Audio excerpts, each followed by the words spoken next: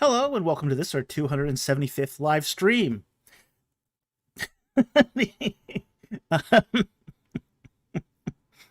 The week after the end of the world.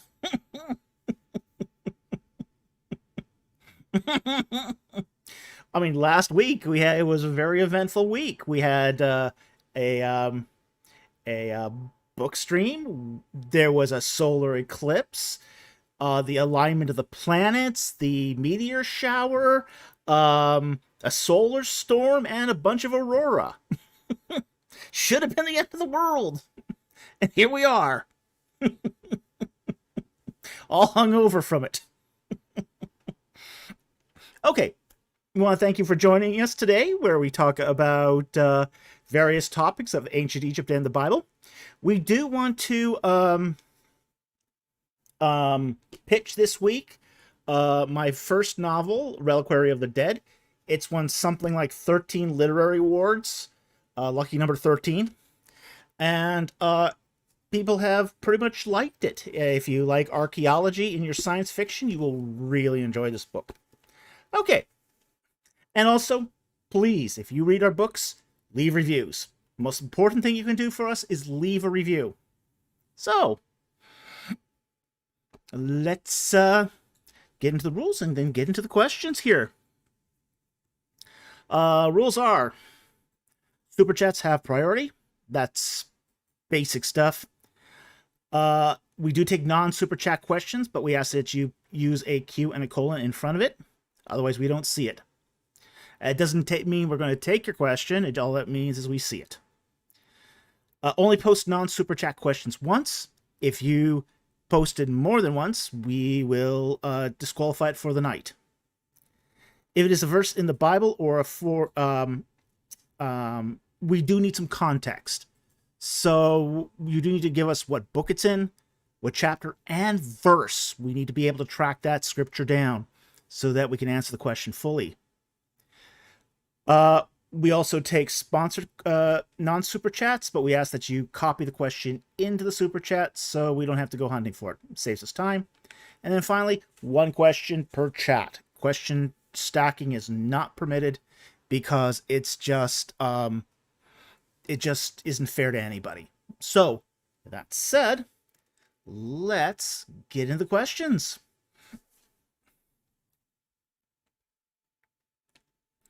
Okay, first question here is from King Bubby, who asked the question, approximately how many Semites left over from Hyksos and non-Egyptian remained in Avaris in the reign of Ramses II? It's been estimated about 10%, but we have to understand that's just an estimate. We know that the size of Avaris now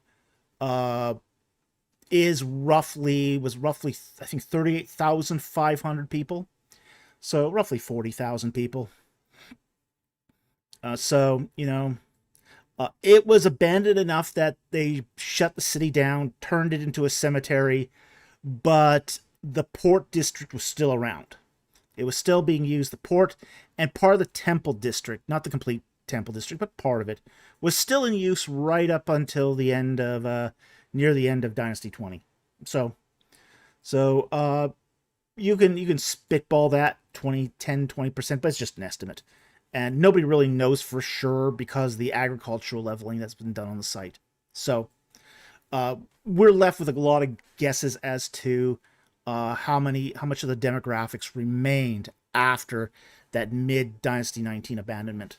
So hope that helps. Thank you for the question. Really appreciate it.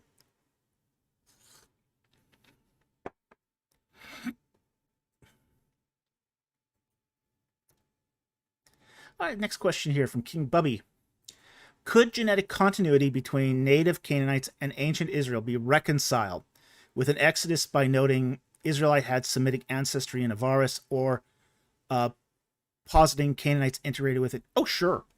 In fact, we know that the Israelites were Amorites. And Amorites originally came from Canaan. Okay?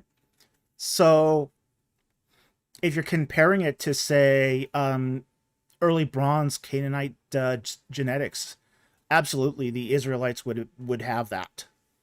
So their Amorite ancestry plus any integration that went on with other Semites at Avaris would more than easily account for, say, genetic ancestry. More than he adequately account for that. Ryan Cohen Camp says here, your mother was a Hittite and your father was an Amorite. Yep. Yep. Exactly. Just as the scriptures say.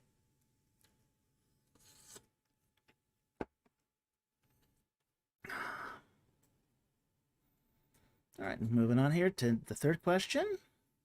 501 Mobius. What did the Egyptians know of... What did the Egyptians of the 8th to 5th century BC know of the Hyksos and the war with them? Almost nothing. By the time you hit the 8th century BC, so much water has passed under the bridge. They're not really sure about some of the biographical details of even some of their best-known kings, like Thutmose III. So it's just one of those things that that's just they weren't viewing history in the way that we would in the West. You know, in the West, we view history as change over time. The Egyptians kind of viewed history a little differently. They viewed history more like sameness over time. They had a concept of cyclical eternity, which is everything is working okay if everything's the same. So people didn't note, or at least focus on changes in history. So it's very clear that the Egyptians did not keep a lot of that knowledge hanging around. They might have known it in some cases, like for legal cases. They knew a little bit about into the Ramesside period. They knew a little bit about the Hyksos invasion, more because it had property and tax implications for those who had for the families of those who participated in that war. But after the end of the Ramesside period, you know, you get into Dynasty 21, and you're into the period now of the Libyans. Libyans don't care. Libyans barely cared that there was an Egyptian set of rulers. They certainly didn't care about any Semitic ones. So, yeah, they, at that point, certainly by the 5th century, they knew almost nothing. Almost nothing. 8th century was already very, very hazy. So hope that helps. Thank you for the super chat, or the question. And next one here.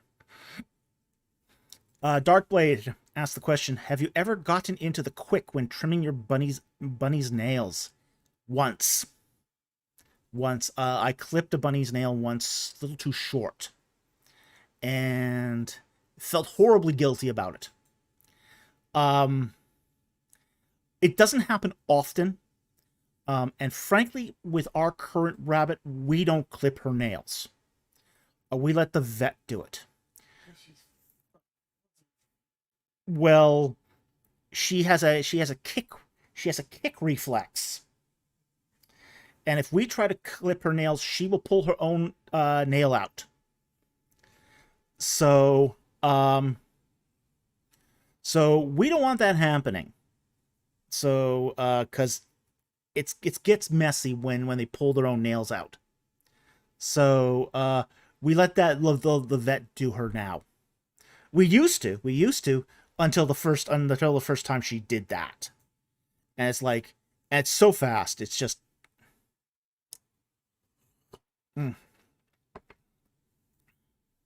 So, yeah, I'm just gonna let the vet take care of our bunny's nails. Just it's not worth the bandages and the all that stuff.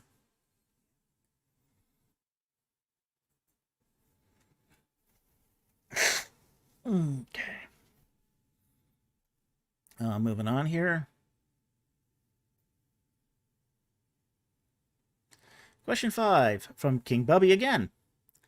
How bad is organized crime in modern Egypt, and how bad was it in ancient times? Okay, Egypt was always a military dictatorship. And there was times when crime was organized, usually in small groups, but it's not like organized crime in the West. They don't get into things like kidnapping or extortion. Most of the organized crime in Egypt has to do with the illegal export of antiquities. That's where the organized crime is. Okay, so there's not gonna be. I mean, there is gonna be some organized crime that imports drugs, because there is a drug market in Egypt, but there's very little violence in Egypt. So, yeah, chariot thievery. Hey, if you don't tie your chariot down, they're gonna steal it. They'll steal anything not tied down, but that's disorganized crime. Okay? There is a difference between organized crime and disorganized crime. There's lots of disorganized crime in Egypt, lots of it. But generally, most of the organized crime is either going to be importing drugs into the country or exporting antiquities out of the country. So, and to some extent, that antiquities crime has something that always existed in Egypt. Egyptians have been robbing tombs since the Second Dynasty. So, it's been around a long time. So that's very Egyptian that they rob their own tombs. Okay. Next question here is from Harry Stark. Is the inscription on the Pilate ring a reference to Pontius Pilate? That's a good question. And that's not a question that's been resolved. The ring does bear the inscription Pilatos, which left a lot of people thinking, yeah, this is Pilate's ring. And it was found at the Herodian. That actually added some credence to it. There's also been some suggestions that this may not be Pilate's ring as well. Like, for example, it has a Jewish urn in the center of the ring. Also, the ring's not made of a precious material. It's just made of copper. Also, the ring is divided. It's Pilatos. And given that Latin does have a tendency to severely abbreviate things, this could be some other inscription. So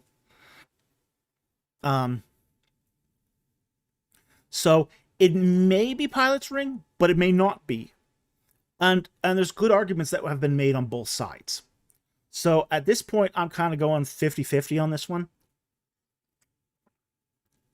Yes, the fact it was found at the Herodian, which was Pilate's base of operations. Yeah, that's very suggestive. The fact it's copper, the fact there's a Judean jug on it, is more suggestive of something else. So we really don't know. We really don't know on this one. It could be, maybe not. So, and sometimes it just works out that way that it's 50-50. So, anyway, hope that helps. Thank you for the question. Okay.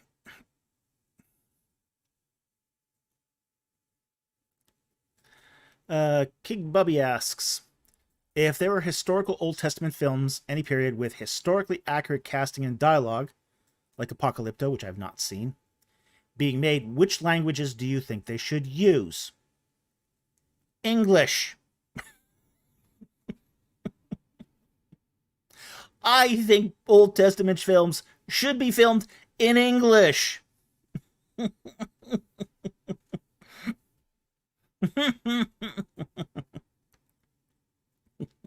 Because the audience watching them is going to be speaking and listening in English. And why put all that time and money into production of something nobody can watch? Yeah, it's yeah. What I mean, foreign language works for art films, but if you're trying to communicate a film to the masses, you really do have to do it in the native language. Yeah, it's not historically accurate. So what? Uh, Japanese just to make it interesting. King James English. Yeah, people wouldn't understand that for the most part either. So,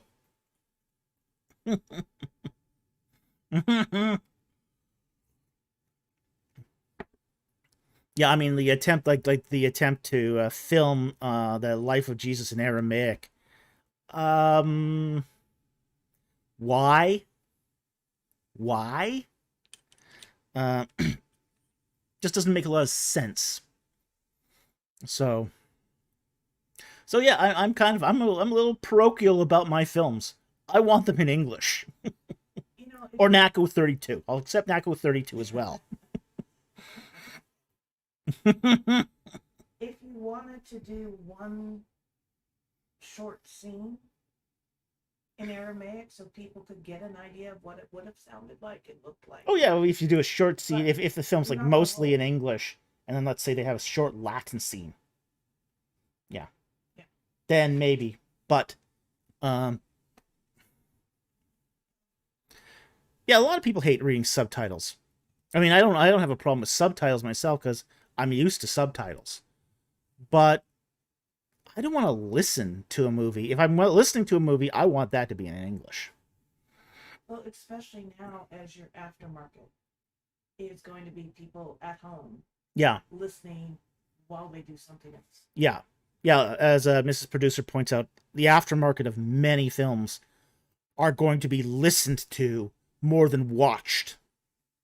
So it would be a very, very poor idea to make those movies in anything but English. You see Bapa, Igor, all of it. Pig Latin, all of it, huh?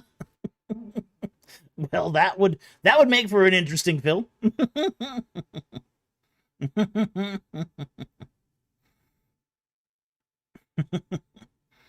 Okay, that was fun.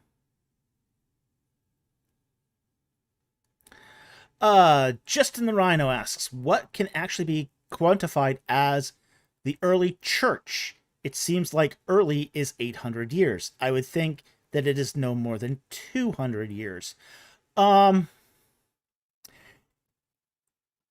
Early church is a really imprecise term, and it usually means the pre-medieval church. So that is the first 800 years. But even more that's broken down into more precise periods. And it's usually the epoch point is the Council of Nicaea. So when we often talk about, say, the ante-Nicene fathers, the fathers before the Council of Nicaea, which is 325 years, which is 325 AD, and those post-Nicene, which is usually from 325 to 800, and 800 being the coronation of Charlemagne. So that's generally the bounds of what we would call the early church.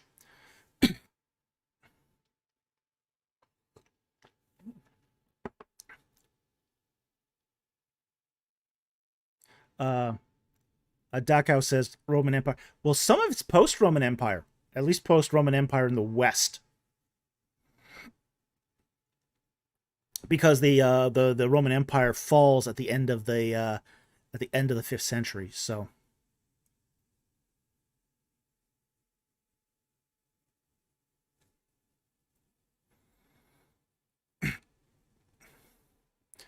Andrew Grimm says, though when I first searched Google recently, it said 800. Yeah, that's because they're using the coronation of Charlemagne as the transition between early and medieval church. So Unknown quality says you say 50-50, but if you had, which would you say? unknown quality. Question: you say 50-50. This is probably on the ring of Pilate here, the Pilatus ring. We're talking about 300s Roman Empire. Is that 300's Roman Empire he's talking about? I don't know. No. I said 50-50 about the Pilatus ring. Okay. But if you had to pick, which way would you say? I would almost venture not. I would almost say that the evidence is less in favor of that being the Pilate's ring than it is in favor of it. Okay. I thought you were talking about the dating. No. It's hard to tell. Yeah.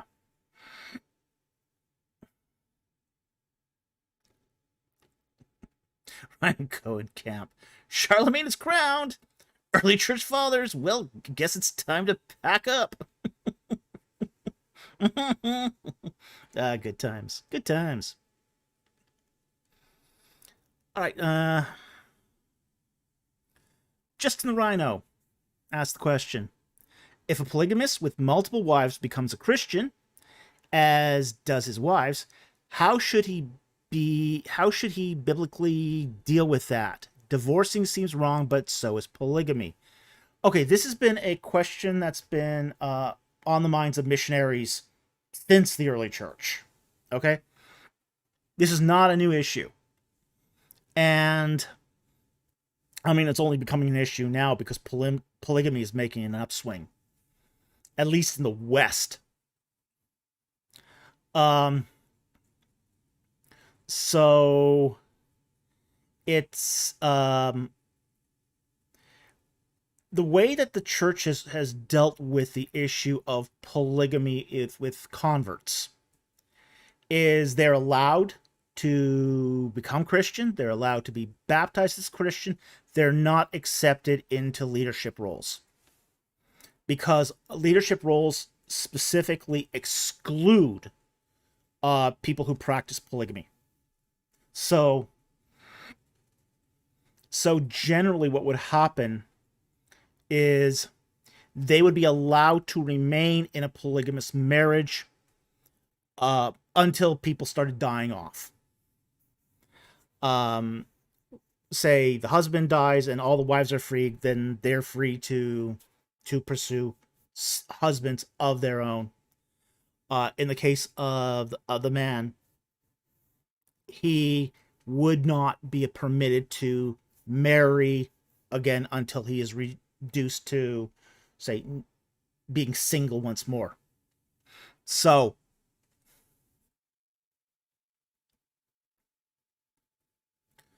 Raging Smurf says basically sticking to Paul's instructions to Timothy on the matter. Yeah, exactly. Yeah.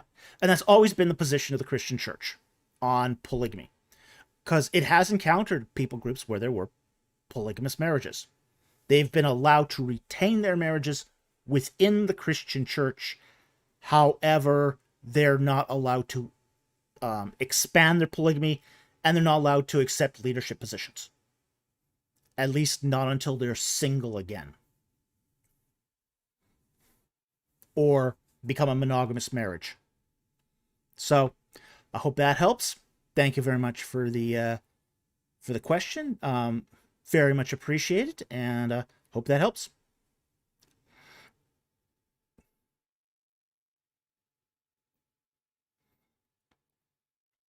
Justin Rhino, when did art of people like Caesars, kings, or Jesus come into existence? Was it possible to draw portraits not known until much later? People have been doing portraits since of rulers since the beginning of time. That's always been a thing. You know, most of the statues of the kings of Egypt were done in their lifetime. Most of, say, the funerary statues were done in their lifetimes. Um, It's a lot easier to carve a statue yeah, of somebody when they're there to it's for it. it's much, as Mr. Producer says, it's much easier to make a likeness of someone who's still alive. And the history of art goes back so far that that we don't even know really when it started. But we've got statues going all the way back to the Neolithic period. So,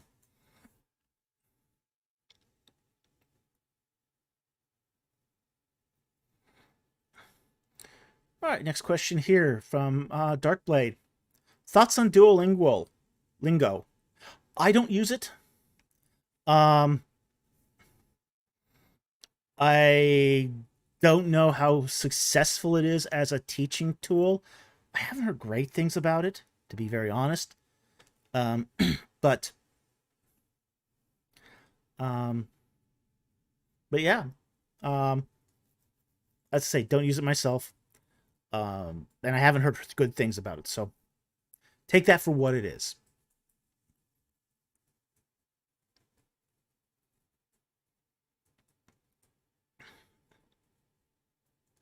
Okay, we got a $20 super chat here from Andrew Gooler. Thank you very much for the very generous super chat. So, Ghost in the Shell 1995 takes place in 2029. Will we have cyborgs in 3 years? We have cyborgs today. We don't have to wait 3 years. We've got them right now. I mean, anyone who's had to have a pacemaker put in is a cyborg. A cybernetic organism is somebody who has machines installed in their body. That's the definition of a cybernetic organism. So absolutely, they're here today. So we don't have to wait till 2029 for cyborgs. We've got them. You know, is it Elon Musk has already has a company that will do cybernetic implants. Basically, a way to connect brain to computer. To what effect? Who knows? But I think you can make the level of cybernetics today is actually pretty damn scary. Yeah, there's a lot. I mean, you got cybernetic controls being used for things like prosthetic arms. Yeah. So, you know, the prosthetics, you have cyborgs. Yeah. You have people with machines Yeah. that respond to their controls. Yeah. Right now we're in the process where it is restorative. Mm-hmm. It crosses the line when that becomes enhanced. Yeah. But we have fully restorative. Yeah. Clypeus says, I can't wait to have unskippable ads in my dreams. Yeah, that's why I'm not having it done until I can't help it. Well, I mean, there's been questions on software as a service with regard to things such as pacemakers, artificial hearts. You know, some of the artificial hearts have firmware. Well, if you've got firmware and you don't own the software for the firmware and you license it on a yearly basis, well, what happens if you stop paying for the firmware? Do they revoke the right to use the firmware on your artificial heart? Yes. I mean, that is what's going to happen. So they're already heading in that direction. Yeah. So yeah, we don't have to wait. We're here. We're here. Welcome to the future. Hope you enjoy your flying car. Yeah, Clypeus, please renew your upbeat heartbeat subscription. Yeah.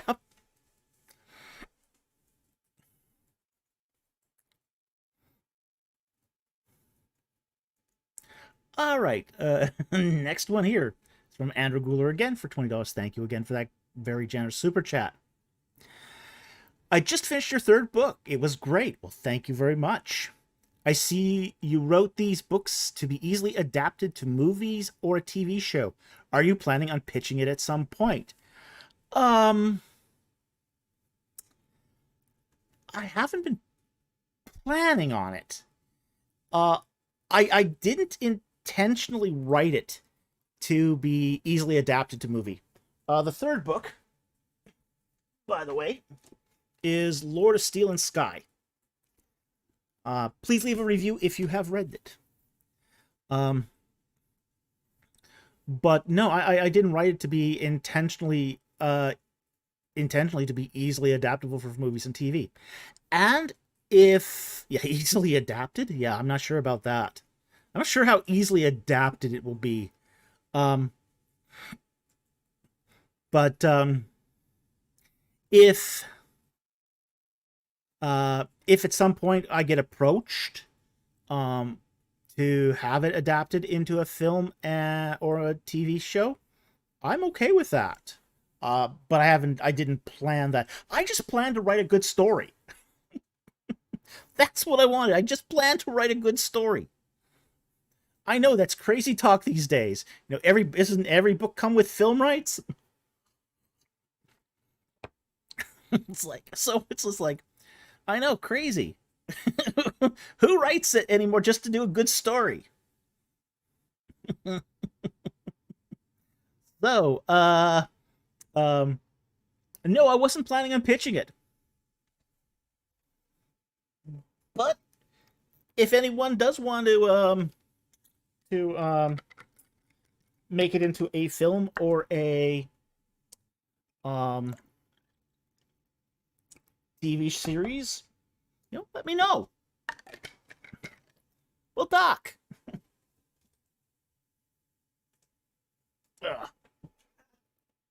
What? AJ Higgins wants to know what character in the War of the Gods series would you like to play out?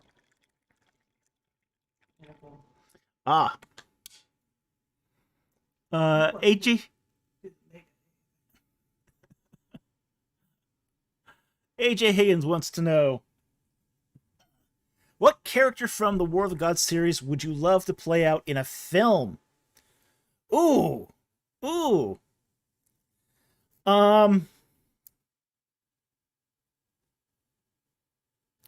That's a good question. I'm not much of an actor, so I'm actually a ham, but I'm not much of an actor. I'm a good actor, okay. Mrs. Producer says I'm a good actor. Wouldn't mind playing the Great AI. That would be fun. Love to play the Great AI.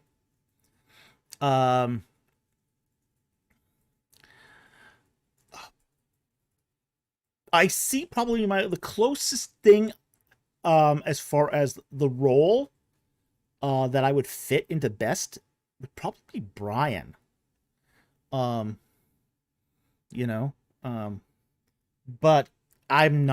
I wouldn't think about acting in my own films. So okay, hope that helps. Thank you very much. Renzo's gonna do the score for us? Where's that? Oh, I see it. Renzo asks, can I do the score? We'd seriously consider that. That I would seriously consider. Renzo doing this. I think Renzo would do a great score for the movie adaptation of book 1 and 2, especially book 2. Oh my gosh. A shakuhachi score for book 2. Oh, yeah. That would add to some of the creepiness, or the tension, the rising tension. The atmosphere. It would add to the atmosphere incredibly. Even some of the shakuhachi stuff for book 3, the end of book 3, on the god scene. Oh yeah, shakuhachi music would be phenomenal for the series. I'll see what I can do. I don't have any film rights, Sold, but See, we'll see what we can do. CPM versus DOS. Better yet, you have to play all the characters. A one-man movie. CPM versus DOS. Better yet, you have to play all the characters. A one-man movie. Um, I did the audio book for book 1. I did all the characters. That'd be hard. That's really hard to do. Shakuhad Tyru says, I'll do one better, operetta. But remember, I am trained classical composer too. Cool. Yeah, I think your music would be absolutely fantastic as a soundtrack. I'd love it.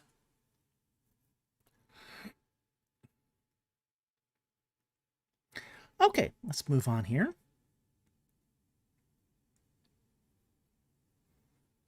Iron Knight asks, Hey Doc, a while ago you answered the question on the different ages in Genesis 5 and 11 in the Masoretic text, the Septuagint, and the Samaritan Pentateuch.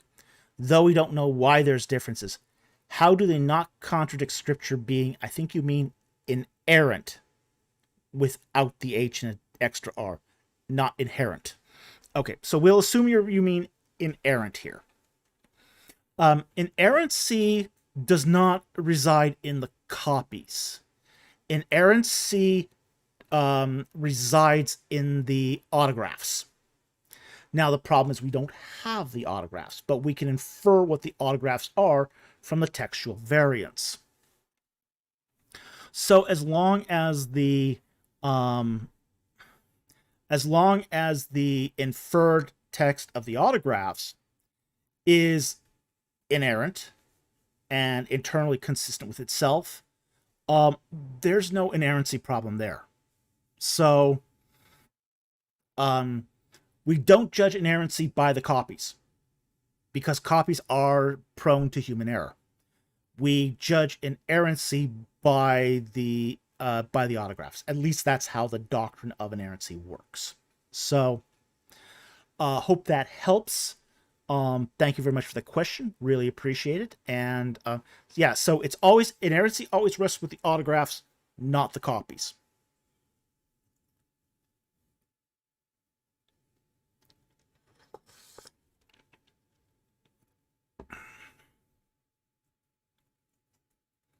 Unknown quality. Falk to the Future coming soon to a theater near you. Well, I did meet, what's his name? The guy who played the professor. Can't remember his name at the moment. A Thunderbirds version of War of the Gods? Mama said Puppets, huh? Thunderbirds version of War of the Gods. Oh, oh, oh. be perfect for the androids. Well, it would be perfect for the androids, sure. Christopher Lloyd, yeah, it was Christopher Lloyd. I've met Christopher Lloyd.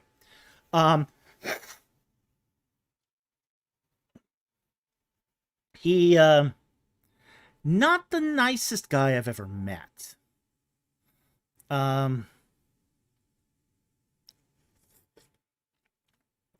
Great Scott! Yeah. So I don't think Falk to the Future is happening. Okay, next question here is from Sean Dowie, who asks, could you explain what the difference between Koine Greek and normal Greek is? Not really, because I really don't know what modern Greek is like.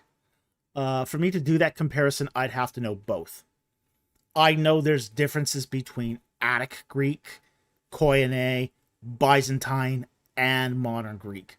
I just don't know the specifics of the differences there, because the only one I really know is Koine. I don't know the others. So I've dabbled a bit in Attic, but Attic has its own complexities to it. So I can't really explain that for you. But thank you for the question.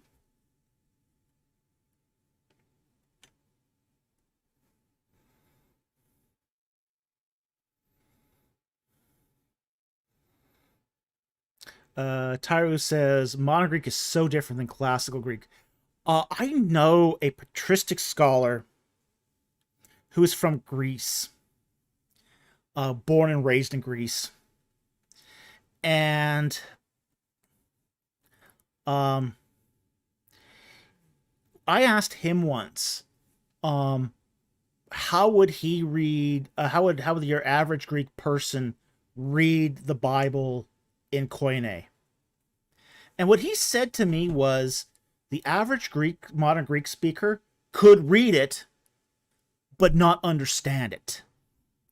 And what he meant by that was they could get the gist of it, but not understand the nuances of it. So it would be like for them, kind of like watching TV in black and white. They're missing the color. Ed Wilson's comment, people recommending newcomers learn Greek because they could understand the Bible, but then also understand the class. Yeah. Ed Wilson says, I recall people recommending newcomers who want to read the Bible in Greek first and foremost learn Attic, because you not only learn to read the Bible, but also all the Greek classics. My caveat on that is Attic takes a lot longer to learn. When I went to seminary, I knew someone who took that route, who was who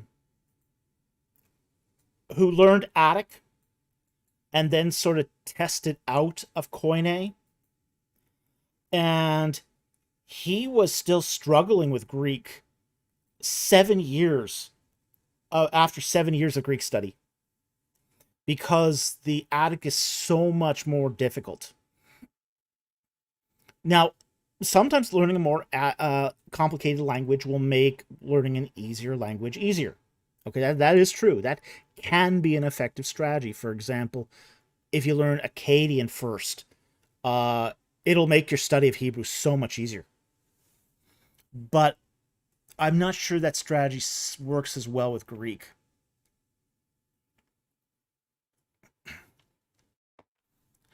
Because as I said, the guy I knew who knew Attic, yeah, he was still struggling with it after 7 years. And really struggling with it. Going back, did you see Milo wants to audition for Slack? Is this 8:49? Mama says, Doc, Milo just left her for her room saying, this unit will do her best. She wants to play C. Lara. Oh, but that's such a sad character. It's a great character. It's a great character. Up until the last scene. Yeah, up until the point it goes bad. Don't give too much. It would be a great character. It would be a great character. Great character to play. We've got our characters, we've got the music. We got the actors, we got the music. We just need the money to produce it. Yeah, that's it. That's all we needed. Okay, moving on. A little bit of current events here from Justin the Rhino. Christian metal band Demon Hunter is suing Netflix for use of K-pop Demon Hunter's tour, since they have trademarks for the merch, touring, music, etc. for Reverse Confusion. Thoughts? Oh, I have thoughts on this one. Boy, do I have thoughts on this one. I think this is a vexatious litigation. As far as the trademarks, Netflix registered them first. Okay? Even though Demon Hunter, the band, has been around since 2022, typically trademark protection goes to who registers first. Who's the first past the gate? And Netflix got there first. It also is very, very clear that a lot of Demon Hunter, their trademarks were registered in anticipation of this lawsuit. That's very clear. So then here's what they would have to prove to prevail in this lawsuit. Demon Hunter would have to prove that their trademark was exclusive, that it was dilution, and that there were actual physical or financial or reputational damages. Okay? Now, that first one, that exclusive usage, is going to be very hard because Demon and Hunter are not words you can trademark exclusively. And Demon Hunter, as a phrase, has a prior trademark registration already. So I think their case for, and also besides, because they weren't first to the gate, their exclusive claim is probably going to fail on the merits. As far as the dilution aspect, that's going to be a 50-50. Because I'm going to be using that 50-50 a lot tonight, it seems. Because they could always make the case that some dad is going to buy K-pop Demon Hunter tour tickets and buy Demon Hunter band tickets by accident. I didn't know there was a difference. There is, yeah. It's Demon Hunter is a Christian hard rock metal band. There is a case for dilution. There is a case for dilution here, but the problem here is that is going to be damages. So yeah, they could make the case for dilution, but damages are going to be an issue because Demon Hunter is a vastly smaller enterprise. And first of all, K-pop Demon Hunters is not going to destroy their reputation. I would say, if anything, it's going to enhance their reputation.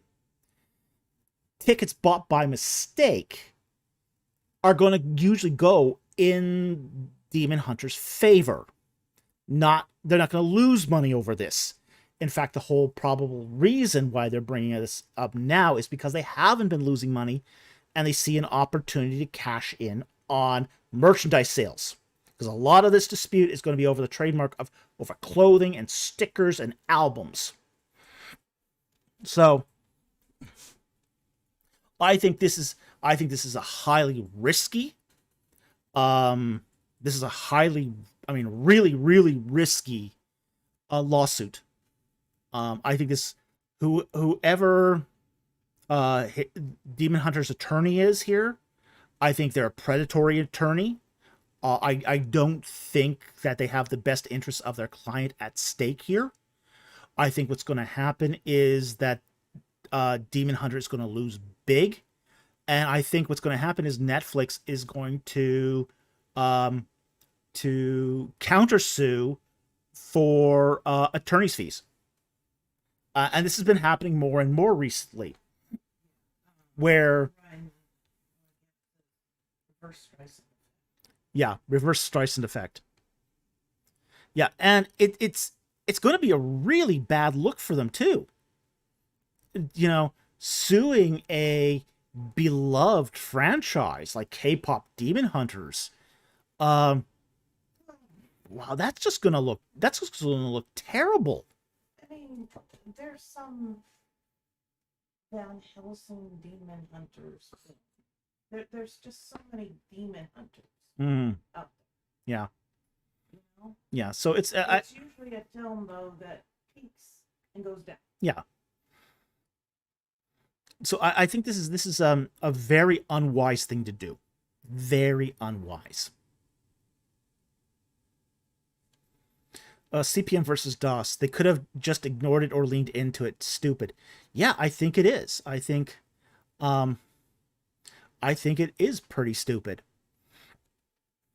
They should have just ignored it or leaned into it. Well, you're not, from what they're saying, it's a heavy metal band. Yeah. Versus a pop band. Yeah. I don't think people are going to get confused. Well, there might be some dad who doesn't really know either, who will get confused. Yeah. But then again, if that happens, he's going to have a disappointed daughter. Yeah. But it's not going to damage he's gonna have a lot more fun at the concert. Yeah, he's going to have a lot more fun at the concert than the daughter. Yeah. But Dad'll have a lot more fun. Yeah, Dad'll have a lot more fun. And frankly, too, the loser there is going to be Netflix. It's not going to be the one who's going to incur the damages is going to be Netflix, not Demon Hunter. So it's all around. It's a loser case. Mama says, quote, "This isn't going to go the way you think." No, it ain't. All right, moving on here. Raging Smurf asks, saw your older videos on Soul Scripture and Reformation. What would be good sources for the view of Soul Scripture having been common in mainstream Roman Catholic thought prior to the Reformation? I'm a little rusty on the sources here. I believe it's either William of Orange or Duns Scotus. I can't remember which one exactly, and I don't remember who said what, but it was like one of those two. Like one of them was in favor of it, one of it opposed it, but it was sort of a debate that was happening on like a century before the Reformation. So yeah, you can look it up. There are references out there for that. But it's I believe either William of Orange or Duns Scotus. I don't remember though which one is which. So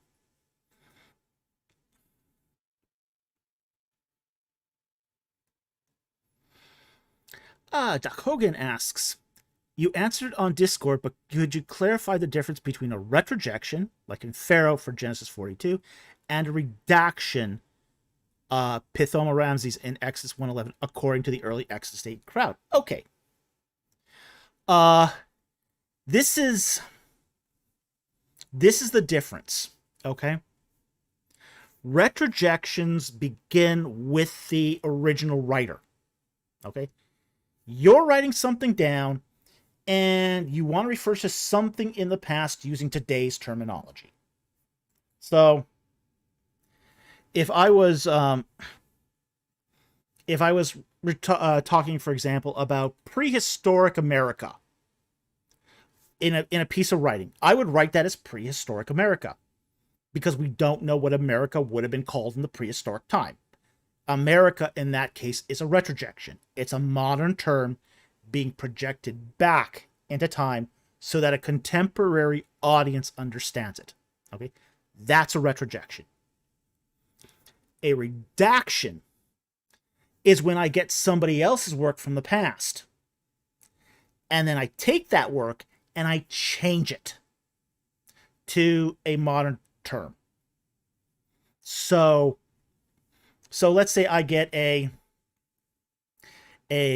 document from I don't know, 1650 AD, and it talks about New Amsterdam. And I say to myself, wow, this is an out-of-date term no one's going to understand. I'm going to cross out New Amsterdam and I'm going to write in New York. So here's the difference. A retrojection begins with the original author referring to something in the past, using his terminology. A redaction is taking somebody's document from the past and changing it today. That's the difference.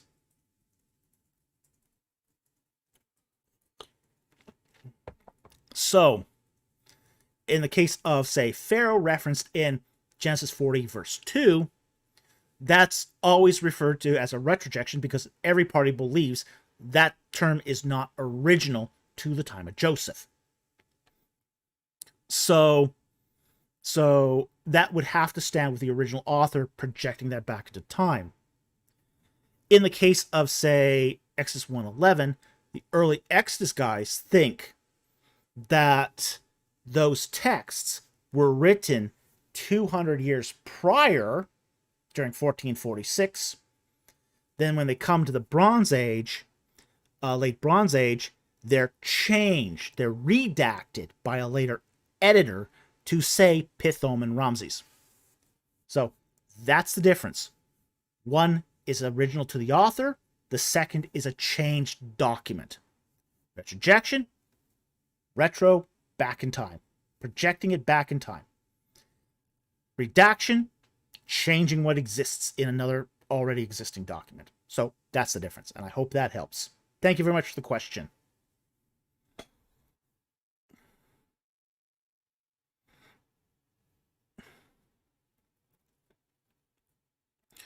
Tyru asked the question, the whole cursed tombs of Egypt, was that legit fear or Hollywood addition to storytelling? Neither. It's neither. The curse of the tomb, the curse of the mummy, curse of the tombs, that began with a British tabloid, British newspaper in the 1920s. Okay. Here's what happened. When Howard Carter excavated King Tut's tomb, he gave an exclusive, he had an exclusive agreement to sell photographs of the artifacts in the tomb to, I believe it was the Times. And other newspapers wanted to get on that action because the Times, this was a big, big moneymaker for the Times. So other newspapers wanted photographs too that they could sell in their newspapers to bump up their subscriptions. And Carter said no. He's got an exclusive agreement and that's going to stand. So one of those papers decided to write a little hit piece, basically saying, oh, see, everyone's dying because of this tomb. Yeah, we may be dying to get those photographs, but everyone's dying because of the curse of the pharaohs. So it's not Hollywood, and it wasn't a legit fear. It was made up by a newspaper to smear the dig, essentially. Gotta love news. Fake news, even back in the 1920s. Mama says, publishing has always been a dirty tricks world. Yeah. Yeah. Ed Wilson says, of course, British tabloid journalism is responsible for a poor view of ancient history. Yeah.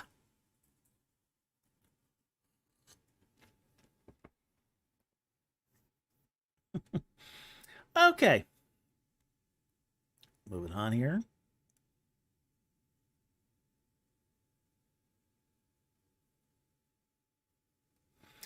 AJ Higgins asks, what is your opinion on Dotson's biographies in his Lives and Afterlives series on the Kings of Egypt published by AUC Press? I know Aiden. I've actually had several conversations with Aiden. I don't always agree with Aiden. But I think his biographies series are pretty good. He did an excellent book, which is the standard volume on the royal families of Egypt. That's what he did his dissertation on, and it's excellent. It's excellent. So I generally like his work. I particularly like his work on biography.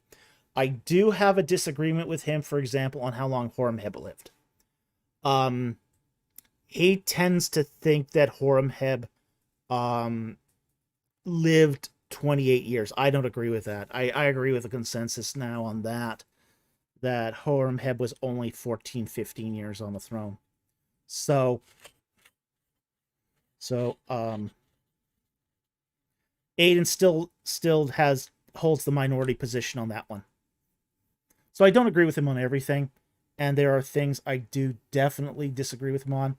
But I think if you are going to get something on the biographies of Egyptian royalty, it's hard to go wrong with Aiden's work.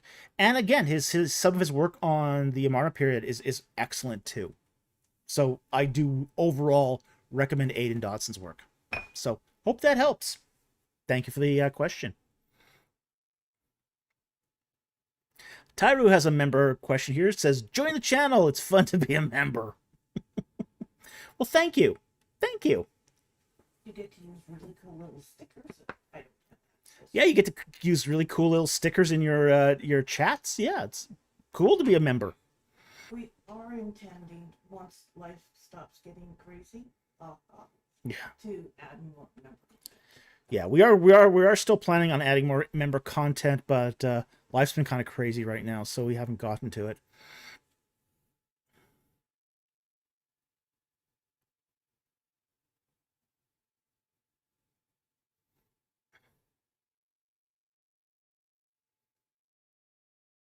Unknown Quality says, completely random, but I feel Dr. Falk would be good at ASMR.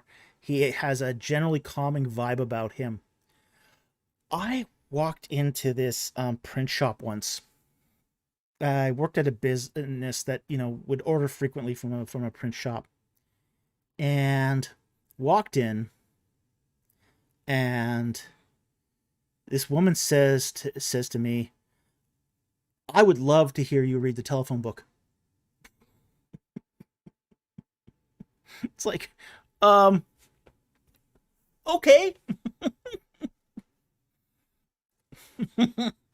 Not exactly a life goal, but okay.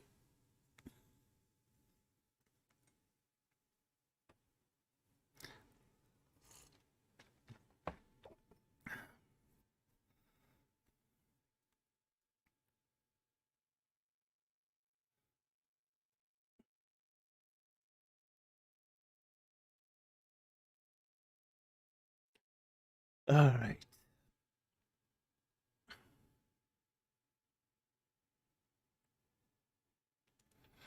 Next one here is from Tyru for $20. Thank you for the generous super chat. There seems to be a strong desire for this ecumenism. For example, Redeemed Zoomers trying to get the PCA, that's the Presbyterian Church of America, and OPC, which I do not remember exactly what that is. I know it's another Presbyterian church, to merge back with the Presbyterian Church USA. Orthodox Presbyterian Church. Okay. What's the actual Bible view for being of one? Isn't one in Christ enough?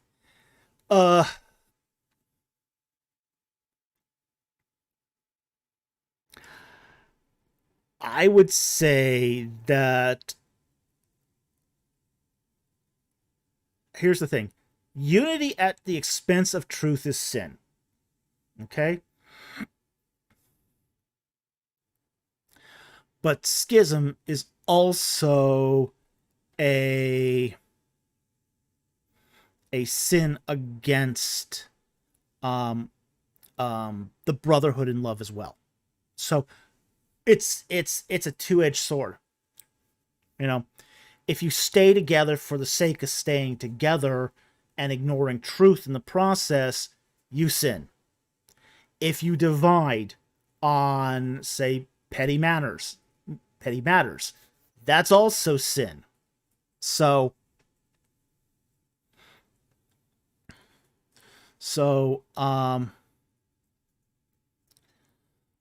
it's one of those things where there's a yes and a no thing to this. Would God prefer us to be one big happy church that's doing the Lord's will? Yes.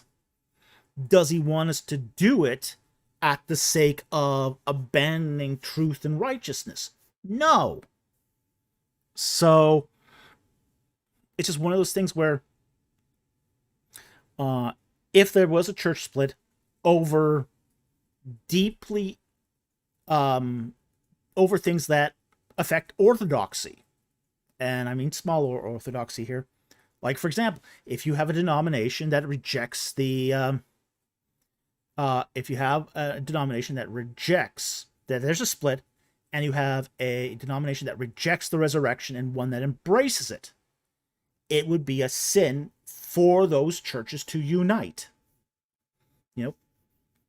Because the one has not repented of their wrong heretical belief. So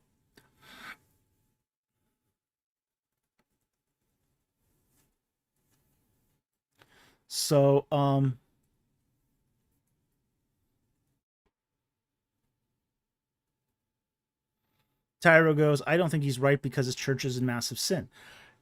I don't know anything about the church he's in. Okay. I don't know anything about, I've seen a couple of his videos, but I don't really know much about him personally or what denomination he represents. If he is a part of a heretical sect, then unity is off the table. It's off the table. So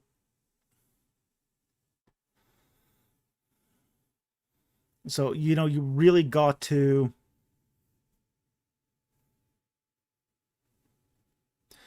Thomas Hall says Redeemed Zoomer's concerns are about theological conservatives running when things don't go their way, leaving the progressives with all the old traditional mainline churches.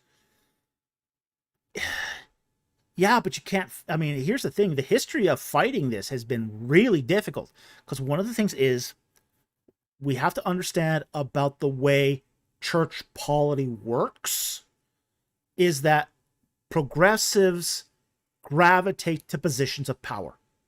They do in every church. This is one of the reasons why there's so many splits. The theological conservatives care about doctrine. Progressives care about power. The first thing the progressives can basically secure whenever they get in positions of power are the trust funds and the buildings and the property. That's what they secure. So that is a huge issue. There's really no conversation here.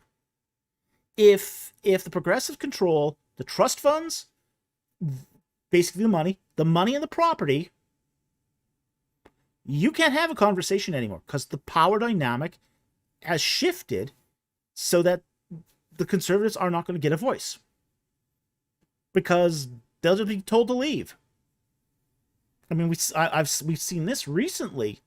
There's for example, in the United Church of Canada, there was a handful of congregations that were still conservative, despite that congregation, that denomination being one of the most liberal, progressive denominations in North America or the world. Okay? And the attitude of the progressives is, we got the property. You don't like it? You can leave. In fact, we'd be better without you. Yeah. And they're quite happy when the actual church leaves. Yeah. They sell it and they make millions of dollars in real estate and move on.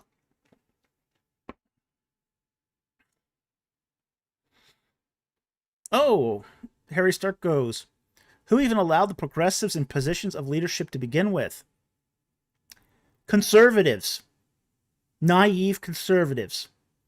Conservatives so naive that they did not understand who or what they dealt with, but they wanted collegiality. That's the curse of collegiality. We are going to give you power. We're going to share power with you because we want to all get along. Yeah, and how'd that work? Yeah. How does that work out for you? So what happens is the conservatives will share power with the liberals, with the progressives. The progressives get in, and they won't put in anyone else but other progressives. And eventually the conservatives get uprooted. They get basically tossed out through their own collegiality. So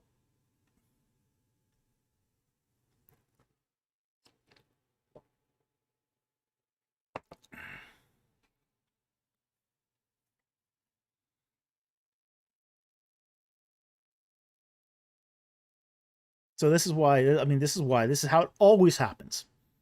So there is not going to be negotiations here.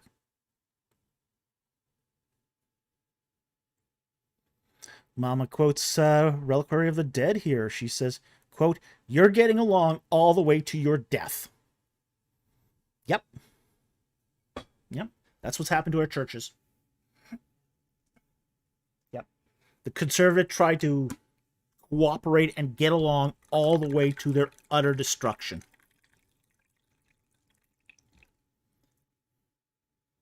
Because they wanted to be nice.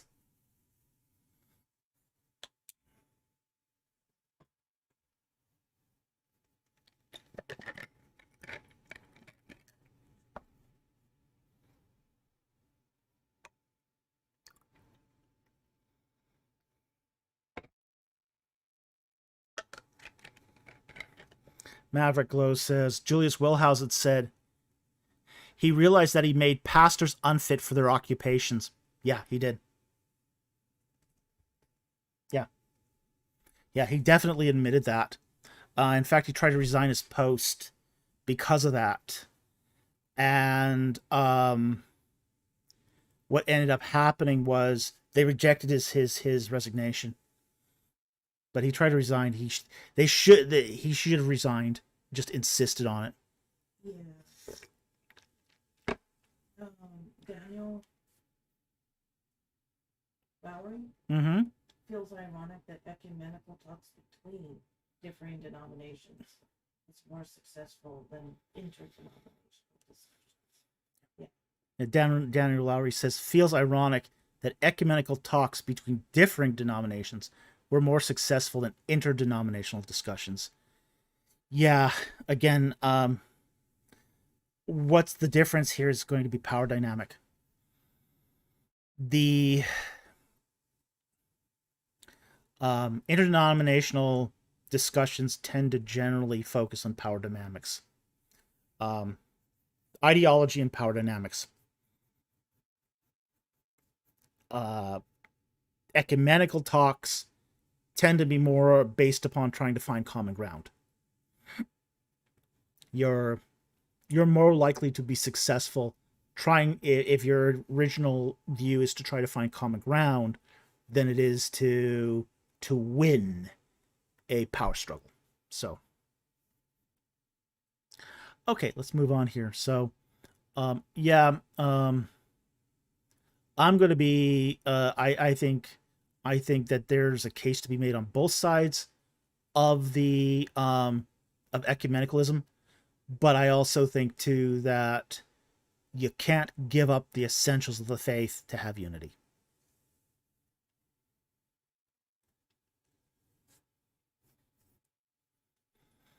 Francis Dobbs asks, why do you think progressive takeover of power has affected Protestants more than Orthodox or Catholic?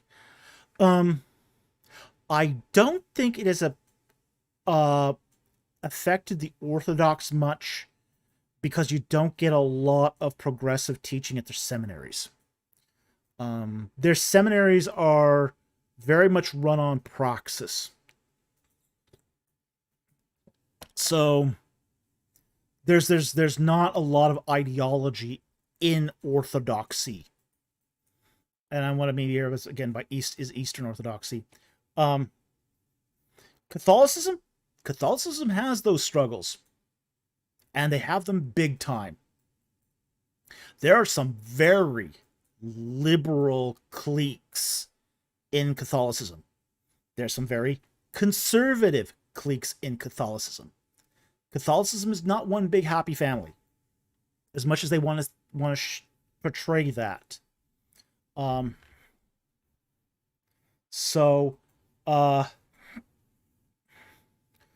get the same thing in Catholicism.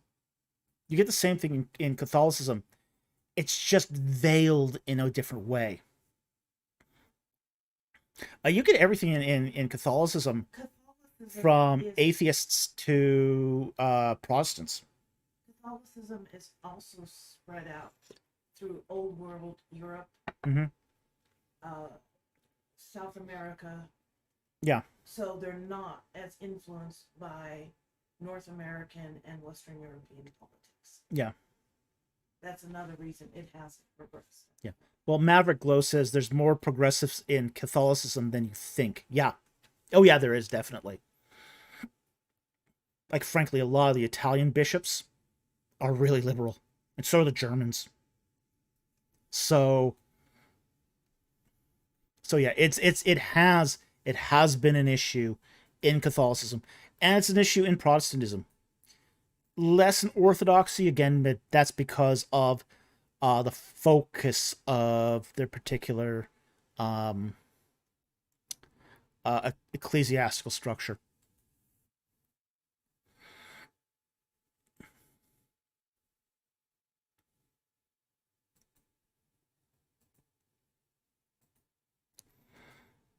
Ryan Cohenkamp asks, did Egypt have an eschatology? No, it did not. It depends on what you mean by eschatology. Okay. There's two kinds of eschatology: personal eschatology and inaugurated eschatology. Now let's define what we mean by the two, because those are crunchy theological terms. A personal eschatology is what happens after you die. In that respect, yes, Egypt had a personal eschatology. Inaugurated eschatology is what happens at the end of the world. In that respect, Egypt did not have an inaugurated eschatology. So basically, your personal eschatology for 90% of the people, 99.99% of the people living on planet Earth, was going to be that you were going to work the wheat fields of Osiris, or be punished by your failed voyage through the Duat. Okay? Yeah, those were your options. But no, they did not have an inaugurated eschatology. They did not have an end of the world. They had a perpetual world. The world will always exist in Egyptian eschatology. And part of that was the afterworld was part of this. Yeah, the afterworld was part of this world, so it just goes on and on and on forever. Cyclical eternity.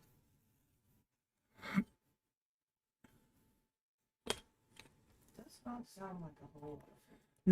No, it sounds like the Egyptian afterlife sucks.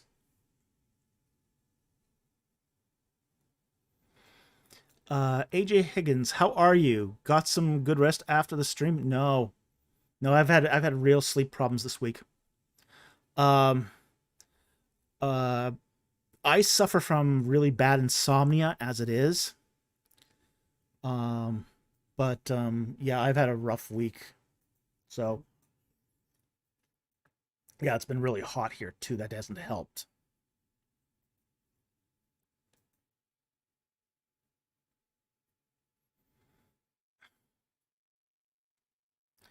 Oh, how sweet. Mama has a comment here. Doc, the 14-year-old wants to know she's doing her book report in high school on Reliquary of the Dead. Awesome! Cool! How fun. That's really fun. Oh, wow. We want to read it when she's done. Send us her book report. I'd love to read it. I will promise not to grade it. I had an aunt who used to grade my my personal letters to her. Oh, it was awful. You know, you'd send her a handwritten letter because you only accepted handwritten letters. You couldn't type a letter to her. You could only send a handwritten letter, and she would mark it for spelling and grammar and mail it back to me.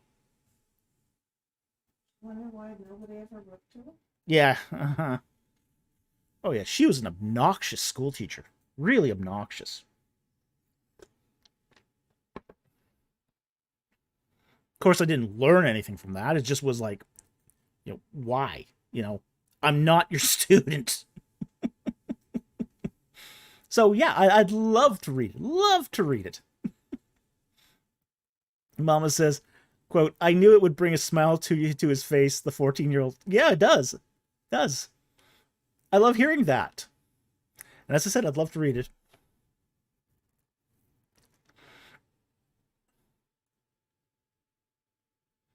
Thomas Hall, there, and there. Oh no, no, no. I never mixed those up.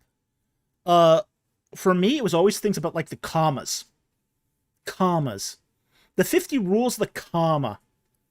My gosh, I anagram the grammar grandma laugh out loud. Yeah, uh, the grammar spinster. Nah, for me, I always struggled with commas. Still struggle with commas. There are times when I forget commas. There's times when I add commas that shouldn't be there. The rules concerning the comma are very, very complex. They're very complicated. There are 50 separate rules for the comma, and knowing them all is difficult. Ryan Cohenkamp asks, do you use the Oxford comma? Yes, I do. Absolutely. I absolutely do use the Oxford comma.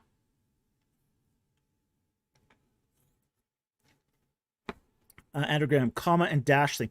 The M dash is wonderful. I love the M dash. It's really easy to use. It's a better comma. It looks better aesthetically on the page too. I started using the M dash about the time I was writing my my Ark of the Covenant book. I was reading a lot of style manuals, and in one of these style manuals, and I don't remember which one it is, it was one on doing engaging nonfiction writing, and it said in the style writing is always use an M dash instead of a semicolon. People don't understand what semicolons are. They find them difficult to understand.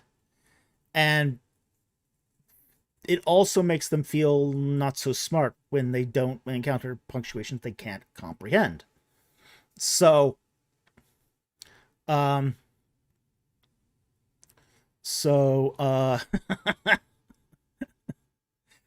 Cohenkamp, isn't that a hint that you're using AI? Shakespeare used the M dash. Shakespeare. I don't think Shakespeare had access to AI.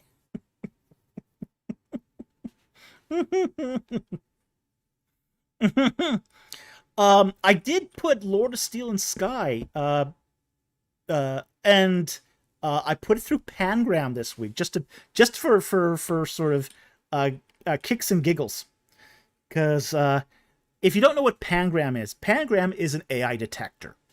Okay, it's an AI detector that's said to be 99% accurate.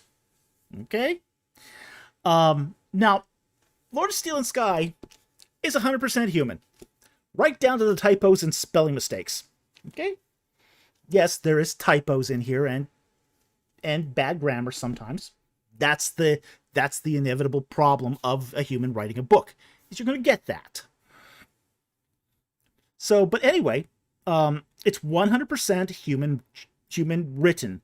I don't even use grammar checkers like Grammarly or Pro Writing Aid. So, and no other editors touched it. So anyway, I put the novel through Pangram, and it came back saying that Lord of Steel and Sky was 66% written by AI. Jeez.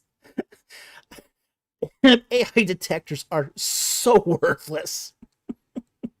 So worthless.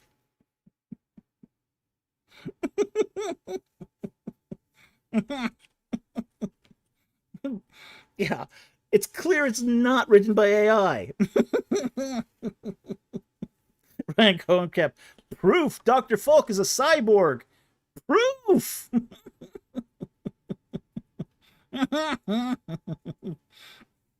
Bum Papa. Shakespeare used chat with GPT. I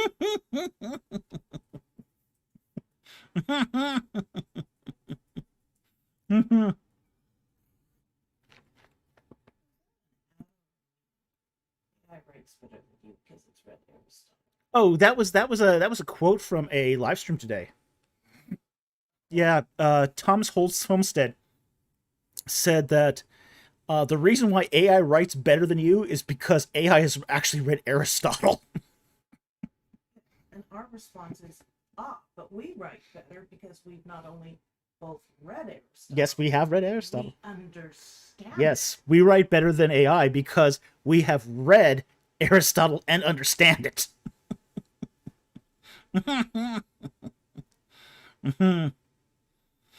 uh, Andrew Graham goes, I found an error in 7 days that divided the work. I think it was printing error on page 15. The final line made needs the make needs to be makes. This was something actually that Alan Millard told me. Alan Millard, the famous Assyriologist, now deceased, he wrote a book.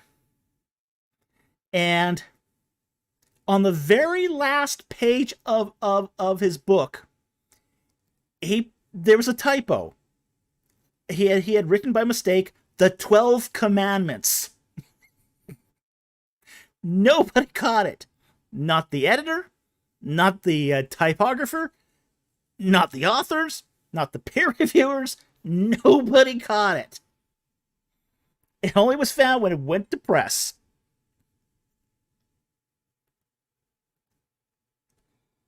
So, yeah, it can happen to anyone. Typos can happen to anyone. Well, on the very first page of the Ark of the Covenant in the Egyptian context, there was a typo that was caused by the typesetter. It was correct in the draft I sent, but the typesetter introduced a typo. So there's ways typos can get into texts. Slamaran asks, was Aristotle a good writer? Yeah, he was. In fact, he wrote a book on rhetoric. So, yeah, he was a very good writer.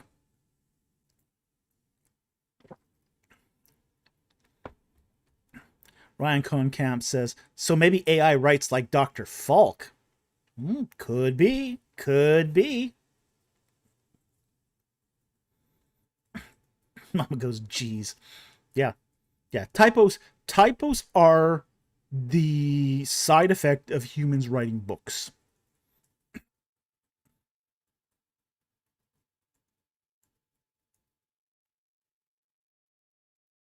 So it's just something we just have to deal with. If we want to continue to have humans write books, we need to be comfortable with typos.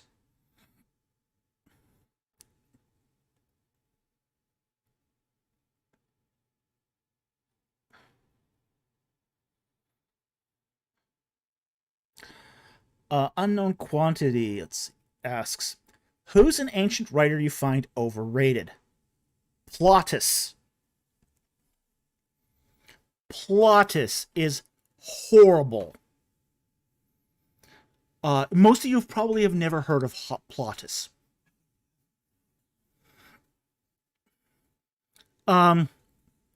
He was a playwright. He was a Latin playwright. Yeah, Ryan Cohen-Camp. Who? Ryan Cohen-Camp. Who? Yeah. Exactly. Who? But if you studied classics. Yeah, if you've read a lot of classical literature, you know who Plautus is. And it is spelled Plautus. Okay? Now, Plautus was a horrible playwright. He was boring in his own time. Now, he writes a foreword to one of his plays. It's this long 20-page foreword where he apologizes for how boring and bad his work is.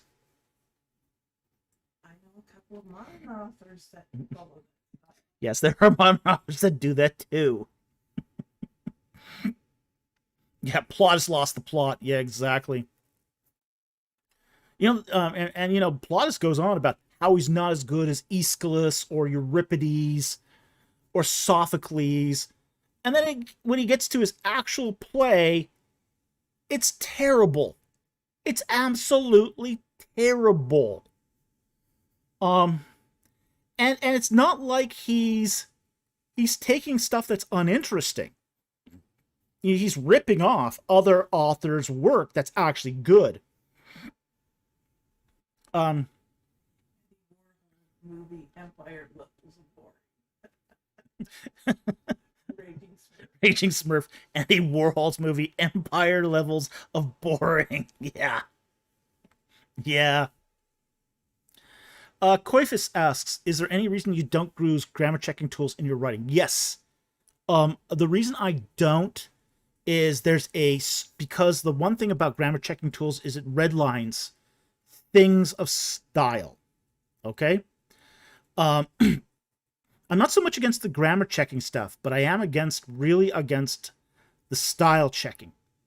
And you for the AI tools, you can't have one without the other. Because grammar and style are in many ways interwoven. I've had arguments with even Word's Microsoft Word's grammar and style checker. Okay, so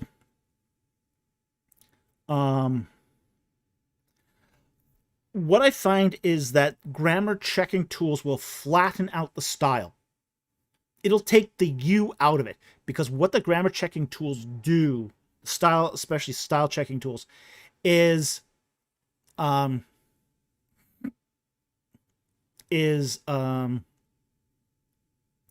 will go for the lowest common denominator of style. So it will take out what is distinctively you from the prose. And I don't want that in my writing. I just don't want that. It's geared for 5th grade education. Yeah, it is geared towards a 5th grade education, indeed. Yeah.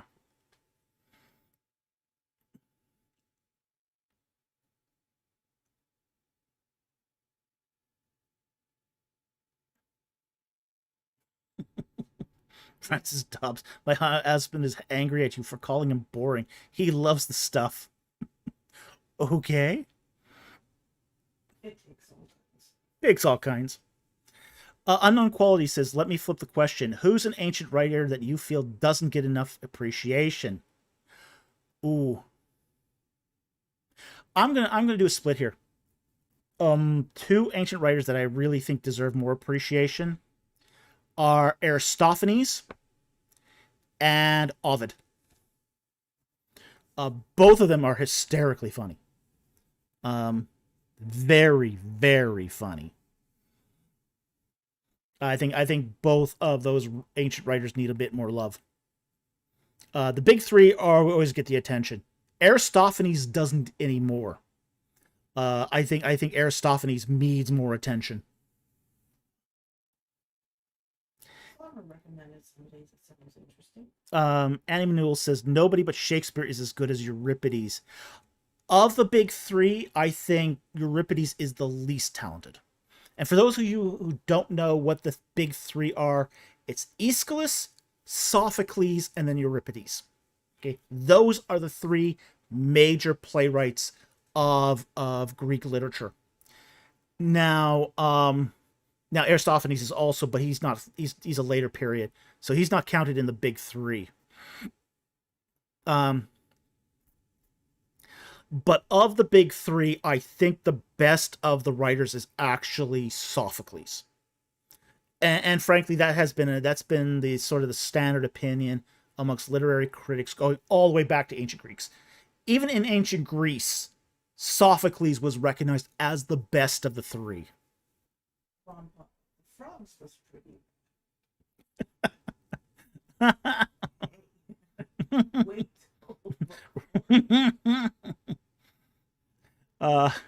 Ryan Concamp, Plus doesn't get enough appreciation for being bad. I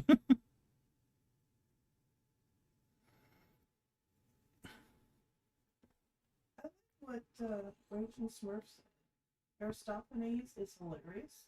Some of that stuff is frighteningly relatable even today. Yeah. So when you write about things that are common human experience, Yeah. it does translate over Yeah. time.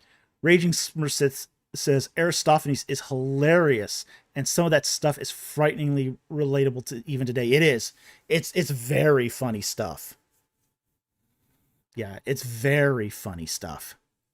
Maverick to Sparta. What a stupid name. Let's call it Cloud to do that. Bomb Papa says the frogs is pretty rad. The frogs is just hysterical.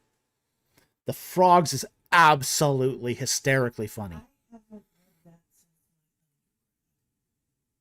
It's the frogs is one of those pieces of literature that give undergrads since. because it's not hard to get through. Yeah. Because it is so funny.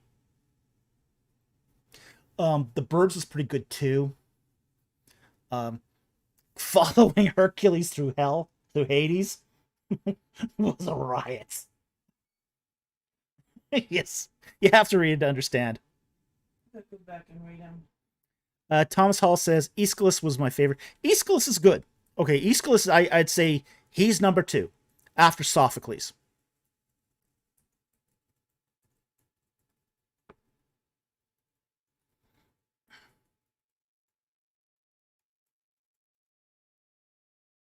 Unknown quality. Plautus is the only man to count to 3 and get 2 numbers wrong. The worst thing about Plautus is his comedies. I love that. His comedies are dreadful. Oh, they're so bad.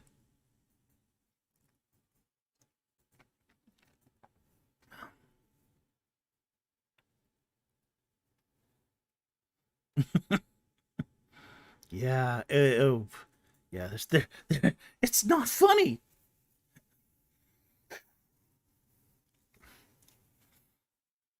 I mean, Shakespeare's comedies aren't funny either, really. Some of them are, but Its definition of a comedy wasn't that it was yeah, funny. it wasn't it. It was that it was not a tragedy. Yeah. It did not have Yeah, that. comedies were really supposed to be not tragedies, but yeah. But that's the big problem with Plautus is he was just reading him was like watching paint dry. It was just so bad. But Aristophanes is fun, and even Ovid is funny. Not his last work, not his Ovid's exiled work is not good.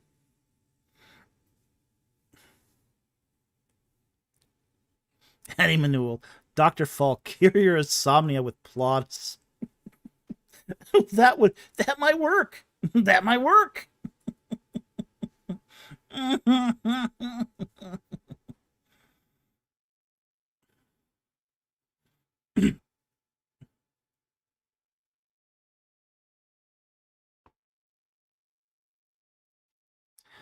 Okay, let's get back to the questions here. AJ Higgins asks, do any of the Psalms have Egyptian hallmarks to them? In terms of borrowing imagery or linguistic similarity, yes, they do. I think it's Psalm 104, if I'm not mistaken. Let's see. Check here.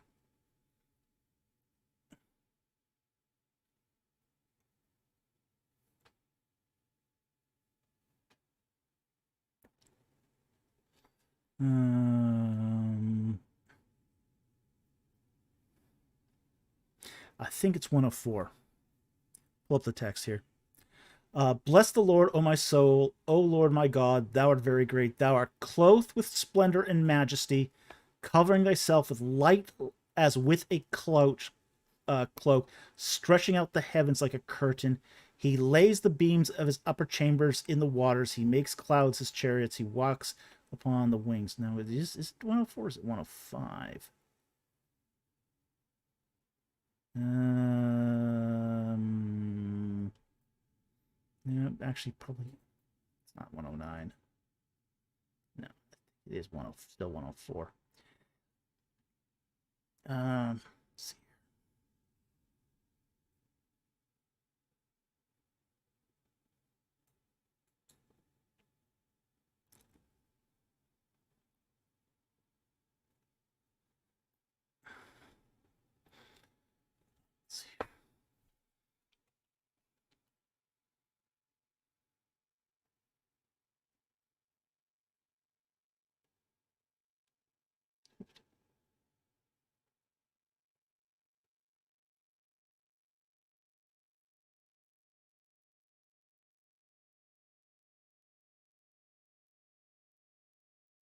104 or 50? Could be 52. There is one, and I'd probably have to look this up. There is one psalm that has a strong similarity that seems to have used pieces of the hymn to the Aten, and I'd have to look it up. In fact, well, let me see if I can look it up quickly. I'll be right back. Something I have to actually look it up in the book. Yeah, that's in the book.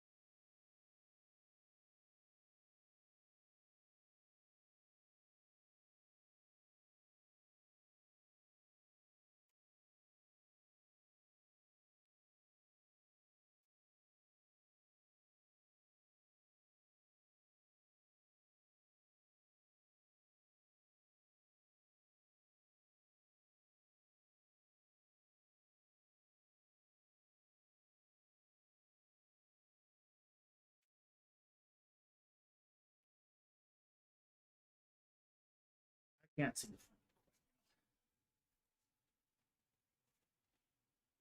the. Okay, I can't seem to find the book right now. So, but there's a book that did a lot of this work called The Finger of the Scribe, and it talked about borrowings. Oh, dear, here is it? No.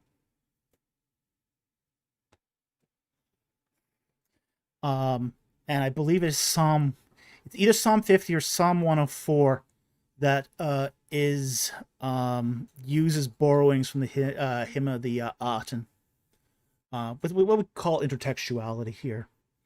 So there are, um, like for example here, mighty one God, the Lord has spoken in some of the earth from the rising of the sun to its setting.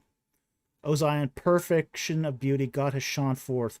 May our God come and not keep silent. Fire devours before him, and it's very tempestuous around him. He summons the heavens above and the earth to judge his people. Okay, so there are hints of that linguistic borrowing of imagery from, say, the Hymn of the Aten, but the exact reference I'd have to look it up. And it is in that book, but I don't remember it off the top of my head. So that's the best I can give you right now. Okay, moving on here.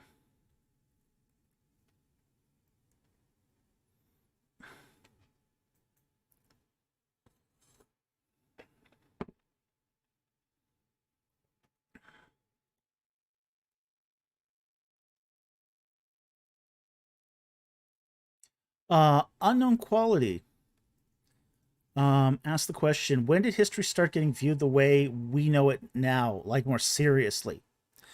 Post World War II. Post World War II. Up until World War II,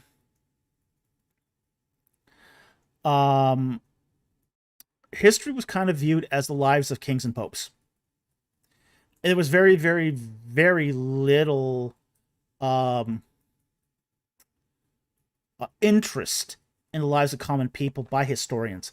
In fact, there's a big Oxford set. It's like 8 volumes of the history of the world, and it only concerns kings and popes. And basically, the author said, history's complete. We don't need to know anything more about history than this. Yeah, right. Doesn't every history student wish? Yeah, doesn't every history student wish? Yeah. But what happens is, after World War II, Marxist historians, and we have to thank Marxism for this. This is the one probably positive contribution that Marxism made to history, is Marxism started examining the police records from National Socialist Germany. Okay? And they discovered that a lot of the people arrested during the National Socialist regime had these interesting lives, and that you could construct biographies from them. And this led to historians starting to take more seriously the idea that history is not just about kings and popes, but about average people too. And this is something that came out in the late 1940s, early 50s. So that's when sort of history took its most recent turn as far as being a serious discipline. So that's really where it is. The Western idea of history being the succession of kings and popes is really something that more comes out of Latin historians, Latin and Greek historians, essentially. So I hope that helps. Okay, next question here.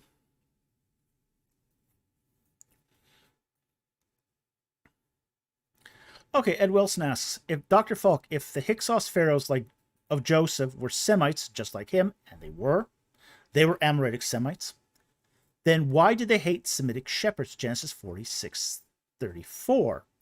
I saw this being used by someone arguing against the late Exodus. Okay, let's bring that up and we will show you exactly why. Okay.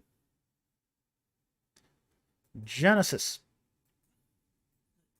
It's a good question. 46. 46, verse 34. All right. You shall say, your servants have been keepers of livestock from your youth until now, both we and our fathers, that you may live in the land of Goshen, for every shepherd is loathsome to the Egyptians. Okay? The Hyksos were Asiatic Semites. They were Amorites. They were Semitic. But they weren't the only people in the land. Okay? So the Hyksos regime, its leadership was Amorite. Amoritic Semitic. but it was ruling over Egyptians. And they employed a lot of Egyptians. And a lot of Egyptians lived there. So, someone may have argued that, you know, the against the late Exodus date, based upon the idea that the hate of that the Hyksos hated Semitic shepherds, but that's not what it says in the text. Okay, the text says Egyptians hated, and they did. It's absolutely true that the Egyptians hated shepherds because they interfered with herds of cattle. They got into waterways. They messed things up. It was just, they were seen as a nuisance. However, the Amoritic Hyksos, had flocks themselves. We know that from the palaces at Avaris that they ate sheep. They ate sheep and goats. So the Hyksos loved mutton. They ate mutton. They liked mutton. So,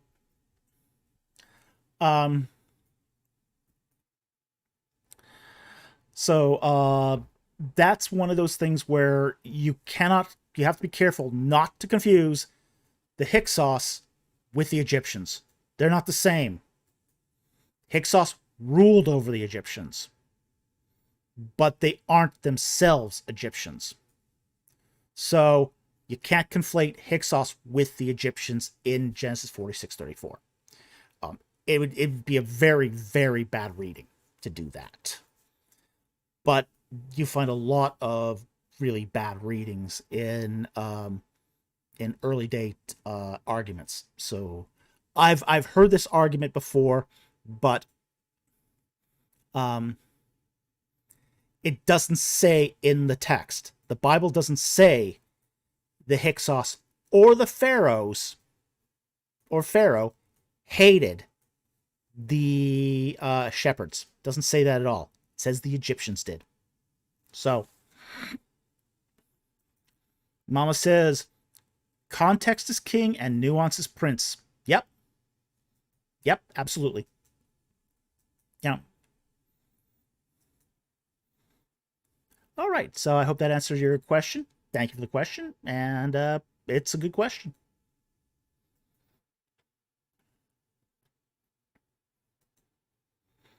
Okay, Ryan Cohenkamp asks, why is the vet better handled to clip bunny nails? Because if a bunny pulls out their own nail, she can stop the bleeding immediately. I can't. I don't have the supplies or the equipment to stop bleeding immediately for if she rips out her own toenail. It's also less likely because at the vet tech is Yeah. holding the bunny. Yeah, it's in a football tackle to her body. Yeah.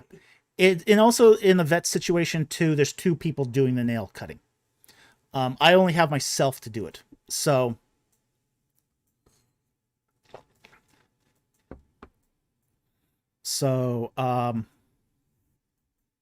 it's just better. It's just better for the bunny. It's better for us if the vet does it.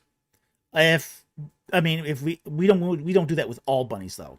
You know, some bunnies we will clip the nails because they're chill about it. She isn't. Yeah. Merneith is not a chill bunny. She's very strong and she's got this kicking reflex that she's 12 years old and she kicks like a 2-year-old. Yeah, she's 12 years old and she kicks like a 2-year-old. Yeah, so happy birthday, Unknown Quality. Glad you could be here for your birthday. Many happy returns.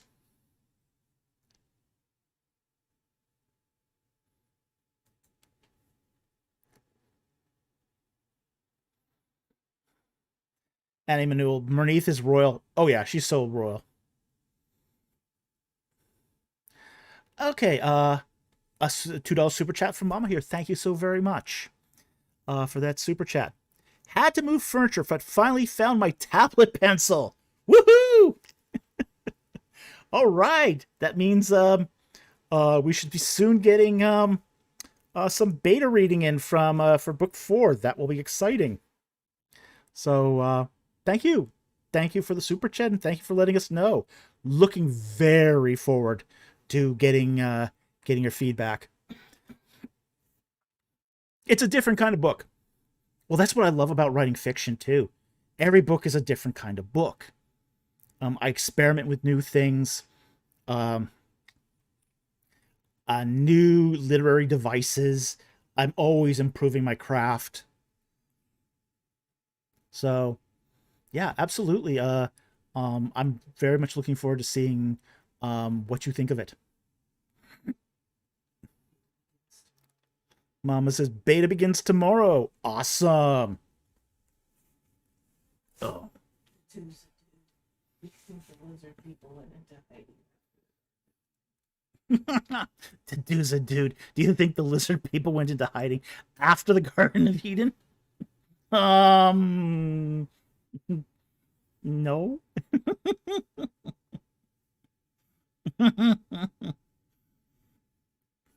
I just think they became middle managers.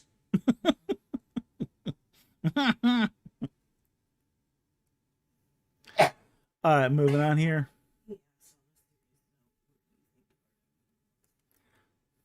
Oh, Dude asks, on a serious note, where do you think the Garden Eden was? I think it's underwater. That's where I think it is. I think it is in a place that was called Sealand. Now, Sealand. That's not like SeaWorld, no. No orcas there, no. But what Sealand is it was a territory in Mesopotamia where the Euphrates and the Tigris spilt into the ocean. Okay? It was a very marshy area. Now, unlike a lot of marshy areas, most marshy areas sort of, the sea recedes from it, and as the sea recedes, more land is created. That didn't happen at Sealand. In the case of Sealand, the sea rose and swept inland. So most of Sealand has been completely covered by water. So I think that right now where the Garden of Eden would have been is underwater. All right, let's move on here.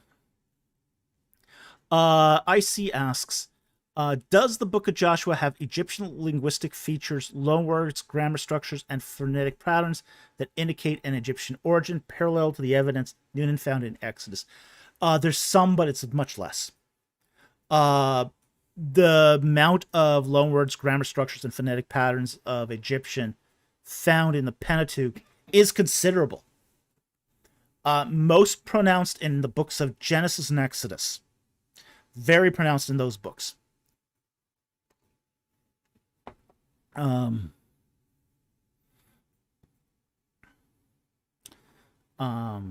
So the Book of Joshua probably is a book of that was written during the divided monarchy. So we would expect classical Hebrew, but with a lot less Egyptian linguistic features. And that seems to be what he found. So has some Egyptian linguistic features, but nowhere near what you find in the Pentateuch.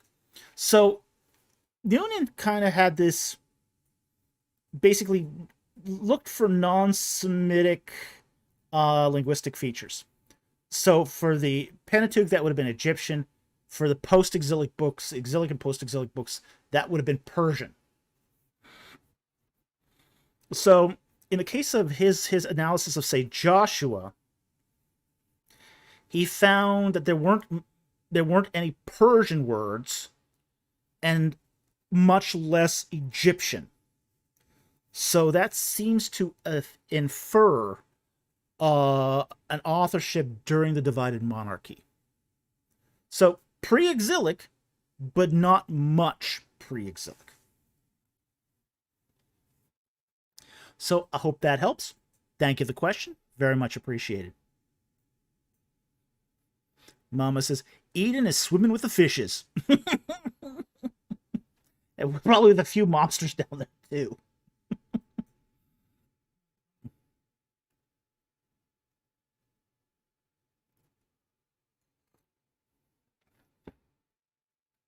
Deduza dude, follow up. If the Garden of Eden was there, why did God choose Jerusalem and not a place closer? Don't know. Don't know. God didn't choose Mesopotamia for his chosen people. So he chose this Amoritic group, you know, that was descended from Abraham. Abraham got his start in Mesopotamia, but he ended up moving to Canaan. So we don't know why God chose Jerusalem per se, but he did. Yeah. He said God chose some stubborn people on earth to show that his grace extended to anybody. Unknown quality asks, the Bible references books that no longer exist. That's true. Do you think those books were potentially inspired or just books now lost to time? I think they're books just lost to time. The Bible quotes many, many books. And what we know of those other books that did survive, they're not inspired. Books like Menander, the Greek philosophers. There's a lot of books that the Bible quotes that the ones that did survive are not inspired. So that would seem to infer that the lost books are also not inspired. Quoted for a variety of reasons, but not inspired. And this is one of the things about an inspired writer. They are allowed to quote things without the other books being inspired. All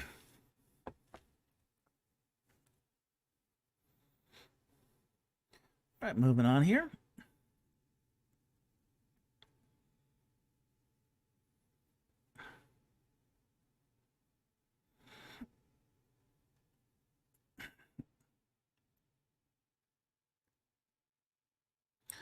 Raging Smurfling. Reminded by the bringing up of Passion of the Christ using Aramaic. Any idea if the depiction of the scourging and beating of Christ was period accurate of Roman practice, or was it exaggerated? In that movie, it was exaggerated. Everything in that movie was exaggerated.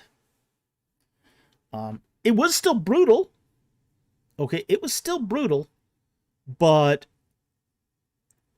that beating was so... that beating shown in the Passion of Christ was so over the top. Christ would not have been in any condition to carry his own cross. Mm-hmm. Okay? Yeah. That's part of the crime. That's part of the punishment. Several people had commented on that. Yeah. Yeah. Physicians had said that. Yeah. After beating like that, he wouldn't have moved. Yeah. After being like that, he wouldn't have been able to move. Mama says, how exaggerated? Incredibly exaggerated. He was like missing an eye even, it was just, yeah, it was over the top for a lashing. And the way Roman lashings worked, I mean, they would give him, Mama says, but he did need help carrying it. Yeah, he did. But he wouldn't have gotten going with that beating. Yeah. That's the issue is, yes, he did need help at the end, but he also had to carry it most of the way. Because again, that's part of the punishment. Yes, he's going to get a lashing. He's going to get the crown of thorns. But he's also going to have to carry that crossbeam up to the cross. And quite frankly, Yeah. it doesn't sound good, but Roman soldiers knew exactly where that limit was. Yeah, Roman soldiers knew that limit. Because for them, it was a regular weekly thing, if not daily. Yeah. Maverick glosses, but I thought in general they didn't surge those destined for crucifixion because surging was a death sentence. It was, yeah. Or scourging. Scourging. Yeah, scourging itself was a death sentence. So they were Christ was lashed. Christ was lashed. That is actually biblically accurate. But scourging is different.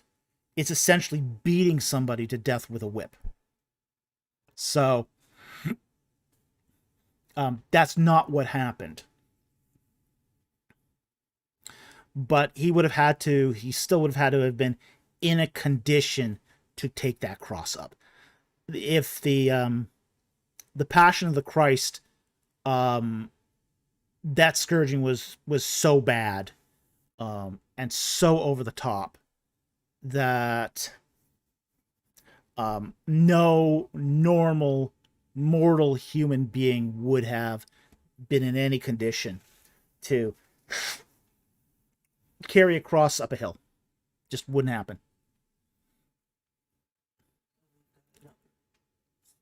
Yep, I see it, and I'll take the next one then. Okay, next one.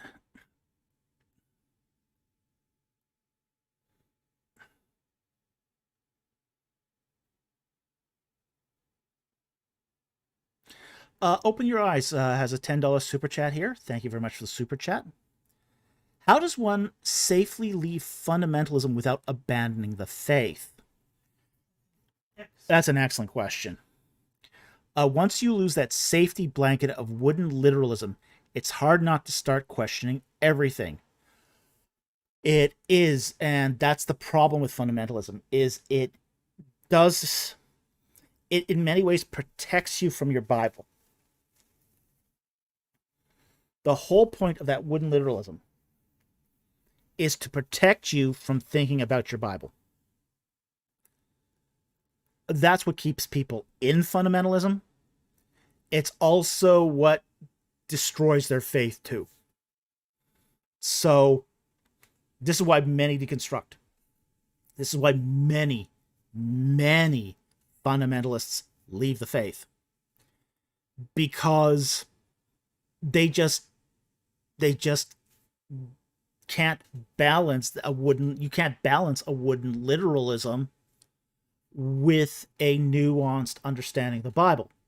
Once you start learning enough of the Bible and the whole artifice of wooden literalism breaks, people abandon the faith. What you do is you build a mature analysis tool. Here's what you have to do. Okay? You have to start reading the Bible not wooden literally, but contextually. Okay? Context is king. Context is what fundamentalism is missing. Those who abandon the faith don't abandon a wooden literal reading. They just switch sides of a different wooden literal meaning. Okay? So basically atheists who deconstruct from fundamentalism, they're reading the Bible just as literally as when they were fundamentalists. They were just fundamentalists pitching for the other side. That's all they are. So what you have to do to safely leave fundamentalism is develop your reading skills. And what I mean by reading skills is understand context. So, And the most simple context that most people overlook in fundamentals. Mhm. What does the verse above say? What does the verse below say? yeah, They love to do just one or two scripture yeah, and ignore yeah, above and below. yeah. Proof texting. Yeah. Yeah, a lot of fundamentalists do proof texting. So, so that's what I would say. I mean, I would say if you're involved with a fundamentalist church, find a different church body where more nuance is applied. Uh, and I won't recommend a denomination for you per se. An evangelical one might be good. Um, a um, a Protestant denomination might be good, but one where the reading of the Bible is less structured than wooden literalism. So,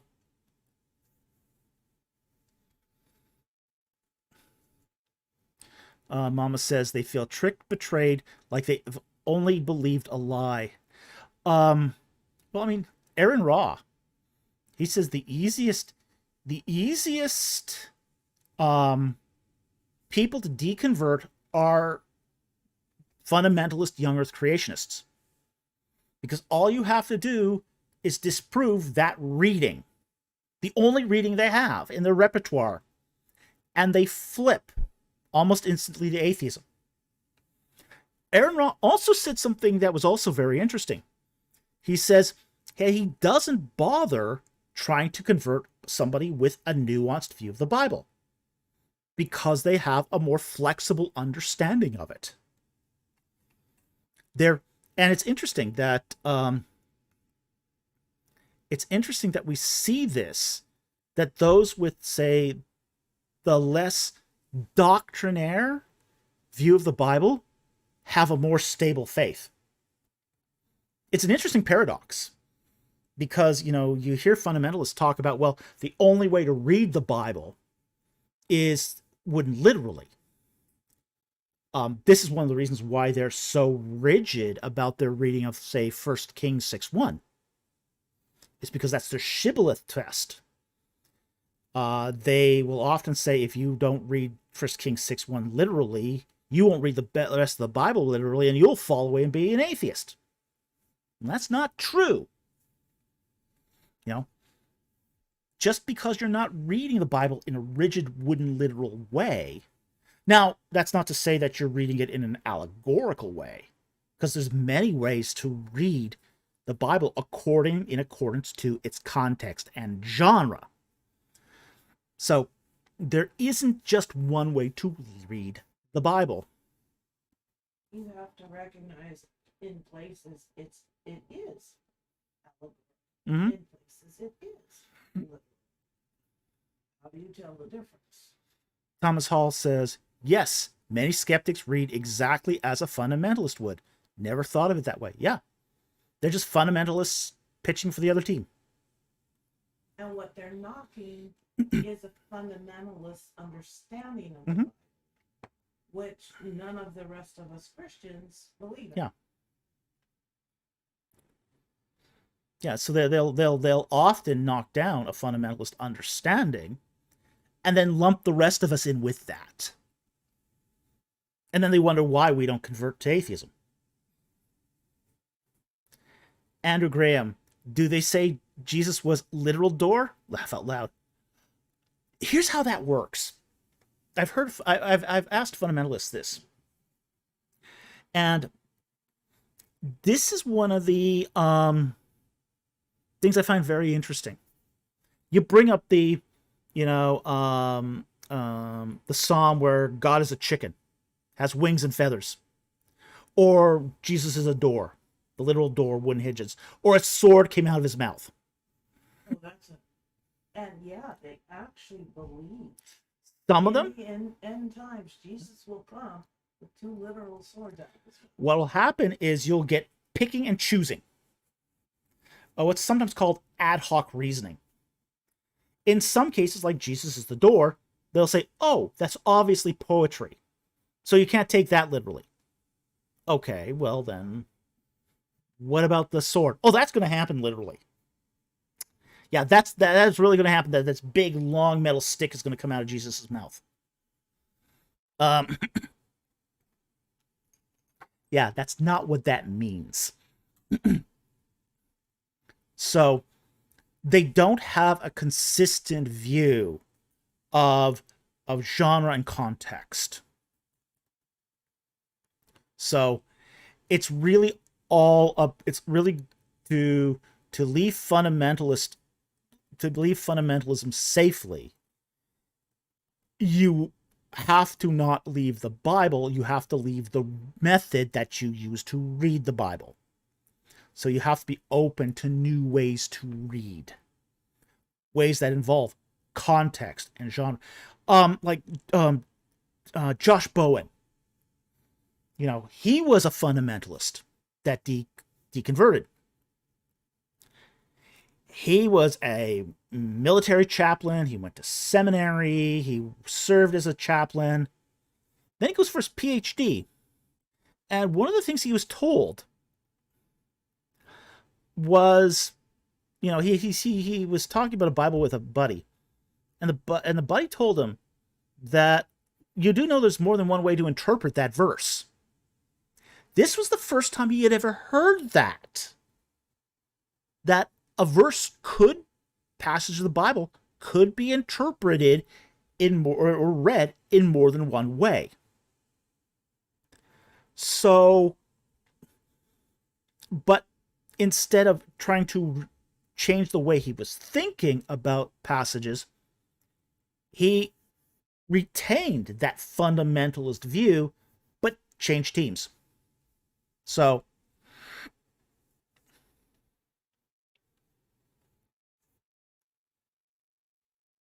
yeah, the problem with those atheists, as you've said, is they have remained. Yeah. Fundamentalists. Yeah. Unknown Quality asks thoughts on Ken Ham, Answers in Genesis, and folks like them.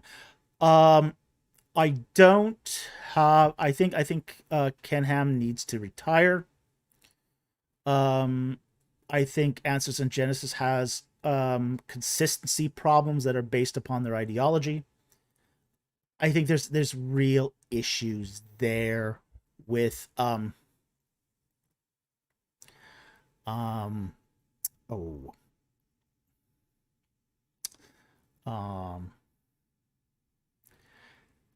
they try to do some of their apologetic. In fact, I think it's the problems of a lot of their apologetic. And I think some of that issue, those issues are, they'll happily they put their young earth creationism on a pedestal, and they'll do absolute violence to history to do it. So, yeah, I don't think they're a good resource. They're not a consistent resource. And I can see why a lot of people have come to reject their views. Okay, a fun question here from Clypius. Dr. Falk, if you had a royal portrait done of you, what medium and style would you choose, and how would you be attired? Oh. All right, tell you how I do this. It would be a massive oil painting. Massive oil painting. And I would be dressed in a Henry VIII style beef eater doublet with the chains of a baron.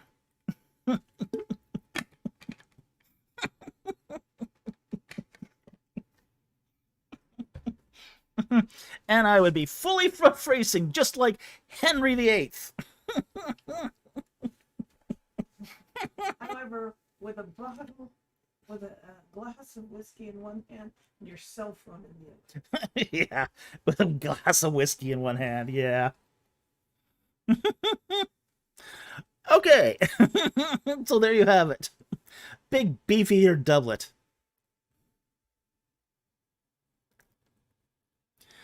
Um, Common Lurker asks, have you ever self-taught yourself a language? Yes. Yes, I have. I'm self-taught in Japanese and in Koine Greek. In fact, I taught myself Koine Greek so I could test out of it so I didn't have to take undergrad classes. So,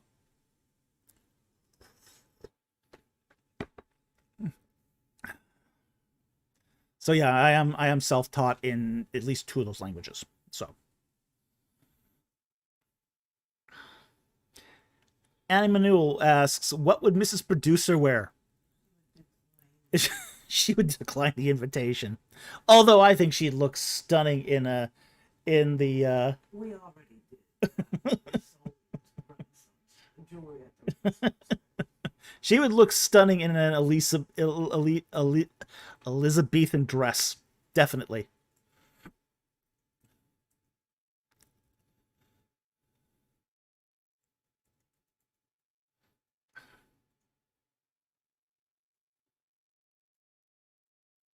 Alrighty. I'm trying to find an appropriate one here.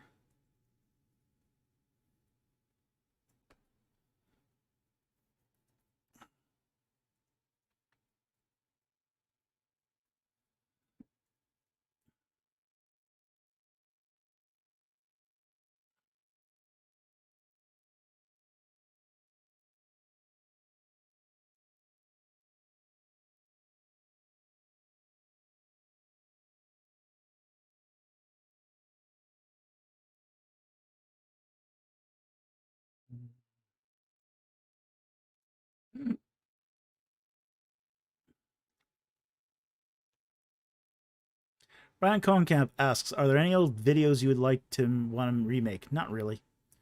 I don't like redoing old work.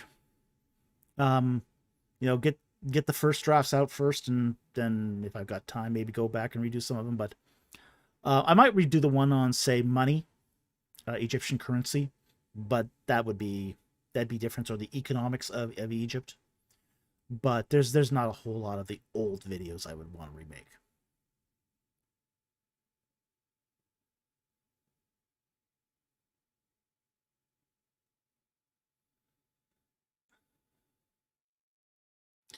Let's see, where is it?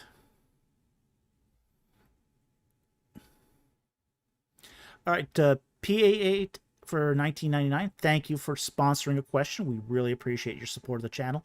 Thank you so very much. And we are going to take this question here from Harry Stark. Joel Smith has now converted from agnosticism to Christianity. Any thoughts? Not per se on Joe Smith's conversion. He converted. I mean, he for those of you who don't know who he is, he's a philosopher of some kind. I'm not aware of his work. He's still fairly young as far as I can tell. I don't know his conversion story. But he's also this is not that uncommon for someone who is agnostic, who has not gone through deconversion. Okay, now I think this is a really interesting pattern too. Like, for example, we get a lot of atheists that deconvert from fundamentalism to become atheists, and once they do that, they never go back. Joe seems to be one of those guys who was a never was. He was a never was. Never was a Christian. Never was a Catholic. Never was. Was he a lapsed Catholic? Okay. So a guy who just sort of fell out of it. So for him to go back to Catholicism, after being a lapsed Catholic, a lot of lapsed Catholics never were. I mean, that's something too. We discussed that earlier in the night, where a lot of Catholics, you could be a Catholic because you were born into it. And if you're born into it, it becomes a cultural thing more than a matter of faith. So I'm more concerned with I mean, it's great that he's come to Christ. I will say I'm happy for it.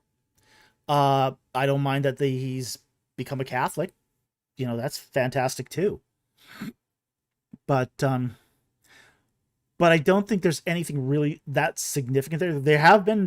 This has happened where agnostics, particularly ones that are interested in philosophy, end up converting to Christianity. That is a pattern that we see. And it is a logical position. So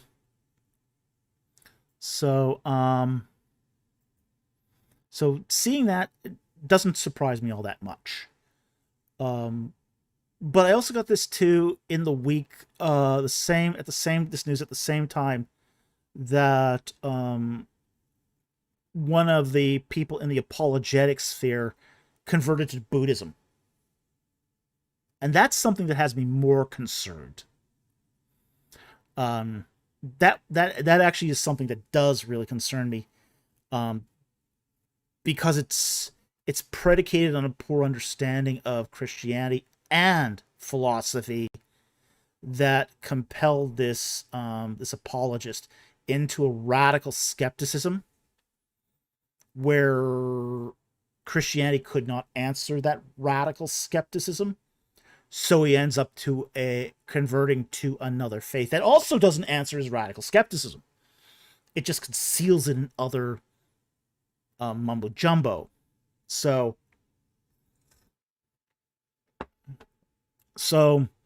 I don't have, as I say, a lot of thoughts on this conversion from agnosticism to Christianity, but I am much more concerned about some apologists who dabble in philosophy deconverting because of a misunderstanding of both philosophy and Christianity. So anyway, I hope that helped, Harry Stark, and thank you so much, P888, for sponsoring that question. We really appreciate it.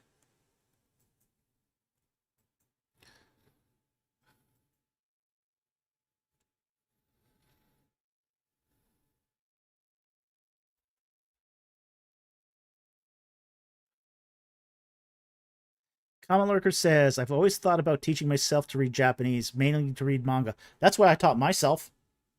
I wanted to read manga. I didn't want to wait for translation, so I wanted to read manga, and you couldn't get it on a cell phone app at the time, so the only way to read manga was to learn Japanese. So it's good motivation. It's very good motivation. Yeah. And it's a great way to get into it. The Dude says, my wife and I were dressed in medieval costumes for our wedding. Awesome. Awesome. I love it. Classy. Very, very classy.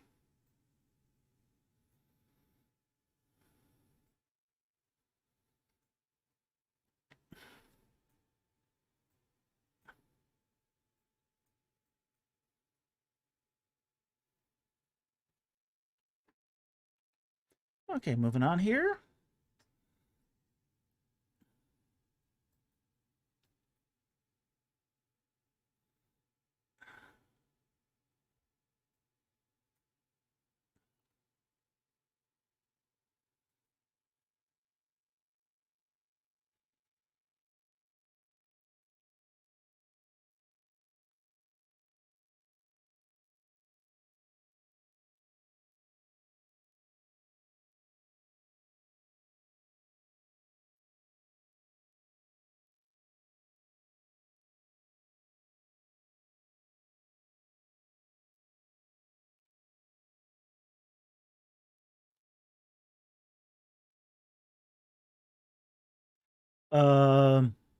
Francis Dodds has a follow-up question here.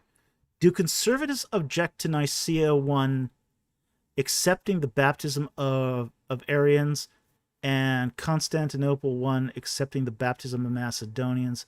At least modern progressives seem to accept the Nicene Creed, guys. Okay, from what I understand, those who object to Nicaea 1, it's not so much the baptism of Arians that's the concern. it's a misunderstanding of one baptism. Like, for example, this has been the position of the Southern Baptist Church. Southern Baptists reject Nicaea 1 because the idea of there being one baptism is objectionable to them. They believe every baptism is its own individual experience. And that's not what's meant by one baptism in the Nicene Creed. So I think a lot of, say, conservatives object to Nicaea 1 more so not because of the baptism of heretics, but more because of the idea that there's one kind of baptism. So, the confusion over the one baptism phrase, which is kind of a silly reason to object to Nicaea. But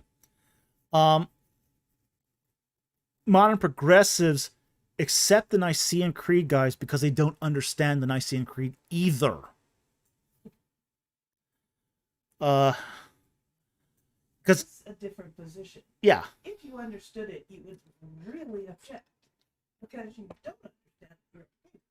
Yeah, that's exactly it. Mrs. Producer says, yeah, that's kind of a different view. She says that, if they accepted it, they wouldn't be okay. If they understood it, they wouldn't be okay with it.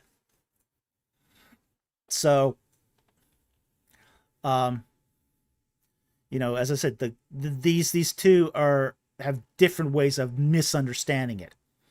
Conservatives, like conservative Baptists, they object to the one baptism because they don't understand what one baptism is. And progressives accept the Nicene Creed because they don't understand it. Because the Nicene Creed says, we believe in X, Y, Z, and so on. God of God, true God, begotten, not made. And it's just like the Nicene Creed is this list of beliefs that modern progressives really object to in many respects. So it's kind of a checklist of, yeah, are you a Christian? It's a checklist of belief, of orthodoxy, yeah, of who Christ is. Thomas Hall says, I was raised baptism. They just don't like creeds altogether. Well, maybe. Well, if you're going to reject Nicaea, you're going to probably reject the others too.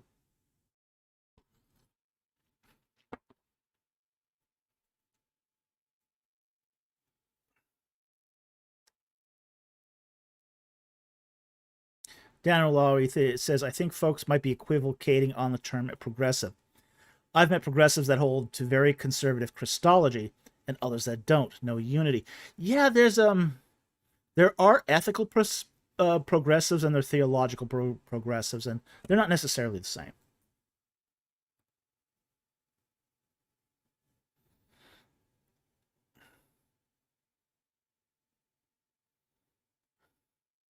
Maverick Glow says, progressives interpret Nicene Creed in their own way, so it's fine. It's their interpretation that is authoritative, not the text itself. Yeah. Which is why they're fine on not understanding it.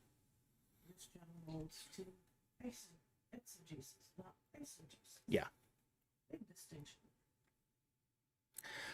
Baron St. Vaughn for $5. Thank you for the super chat. Hey, Doc, life's been busy, so I haven't been around. Well, I know the feeling. Anyway, what are your thoughts on the net translation? I have actually I did a book review on the net translation. Here's what I think is good about it, and here's what I think is bad about it. The translation itself is mediocre. I was doing all these ratings on a scale of 1 to 10. I gave it a 7 out of 10. It's not the best translation, not the worst translation. You could do far worse than the net translation, but you could do better too. There are better translations out there. I think the notes. Now, I have the full notes edition of the Net Bible, and I was given it for review, and not in exchange for necessarily a positive review. The text critical notes, the translator's notes were really good. I wish every translation had a set of translator's notes. What I like about the translator's notes is that the translators of the net tell you why they translated something a certain way. I think that is super useful. I think that was very, very good. I think that what's called now the commentary. The commentary notes are dreadful. The commentary notes are the weakest part of it. So the commentary on the text is terrible. Text critical notes can be improved. The translator's notes are excellent. Like, for example, there are some important text variations. And I'll give you one example right here, 1 Kings 6:1. There's a very important text variation between the Masoretic text and the Septuagint. But the net translation makes no mention of that alternate text variant at all. That would be a very important text critical note to include. I also don't agree with a lot of the rationale that the translators used in their translation. So my thoughts on this is that it's a good translation. It's not a great translation. The translator's notes are excellent. I would recommend it just for the translator's notes, just because it gives you, those translator notes give you insight as to how a translator might approach the text. And there's value in being able to see the text through the eyes of a translator. But if you're using it as, depends on what you're going to use it for. If you're using it as a translation for personal edification, it's fine. If you're using it for high academic scholarship, I'd use a different translation. Common Lurker says, the net commentary notes are a bit schizophrenic in my honest opinion. Oh, yeah. Oh, yeah, they're very schizophrenic. The commentary notes are one of the weakest parts of it. I think I gave it something like 4 out of 10 for its commentary notes.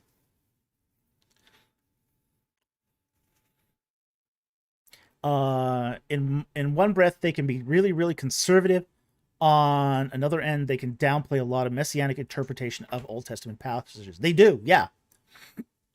Oh, yeah, they very much do. No, I'm good. But thank you for asking.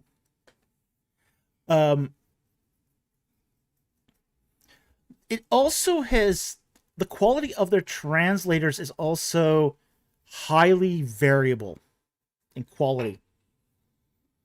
I think their New Testament translation is a lot better than their old. Can't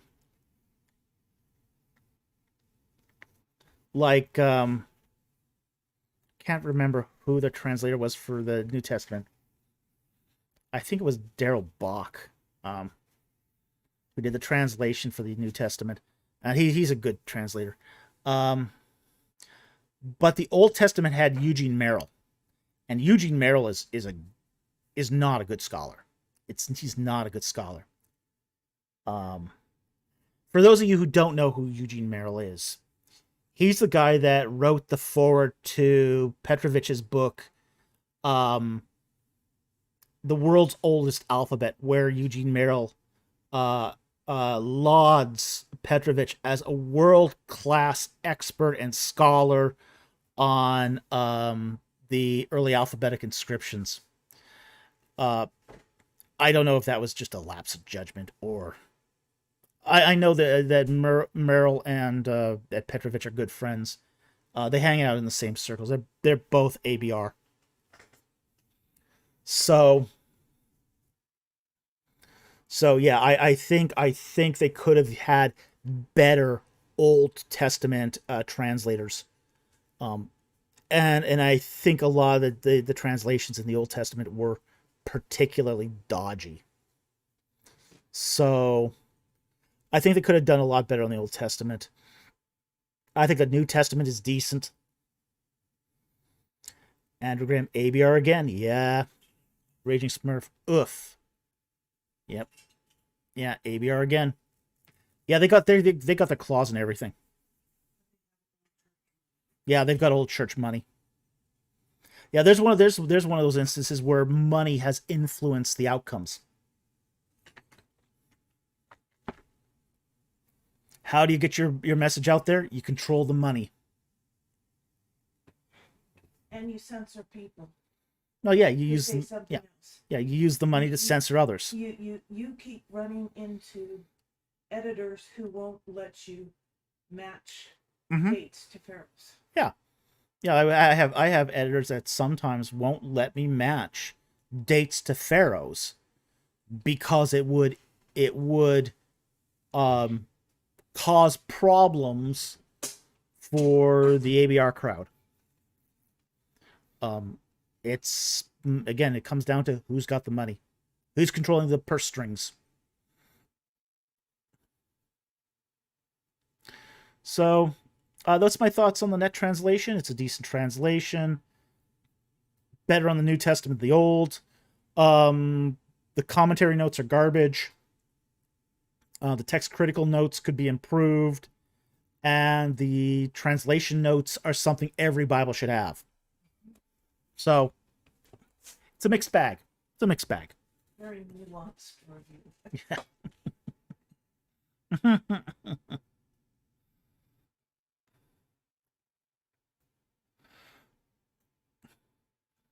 Raging Smurf, sigh.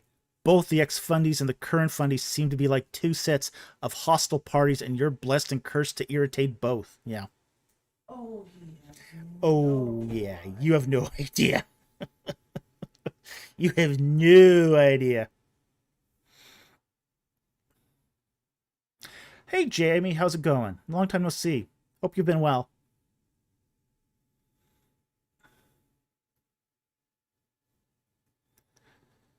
All right, next one. Can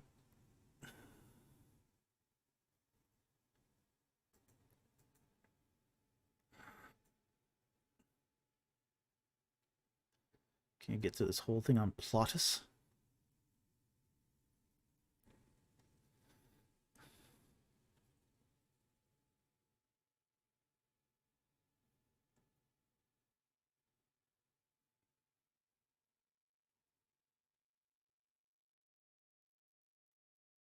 Andrew Graham says, you hate both equally? No, I don't hate both equally. I don't even hate them. I mean, I don't hate atheists, and I don't really hate early exodus I hate what they do to me.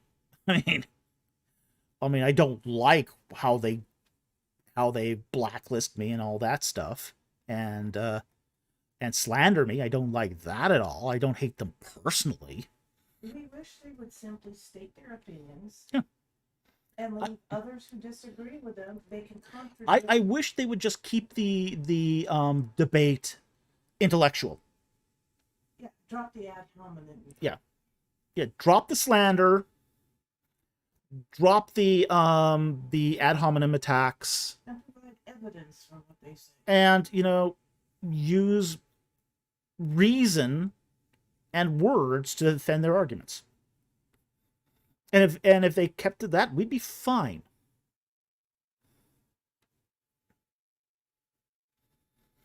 Andrew Graham says, okay, so the hatred is a one-sided thing. Oh, it's a very one-sided thing. Oh, they despise me. I don't despise them.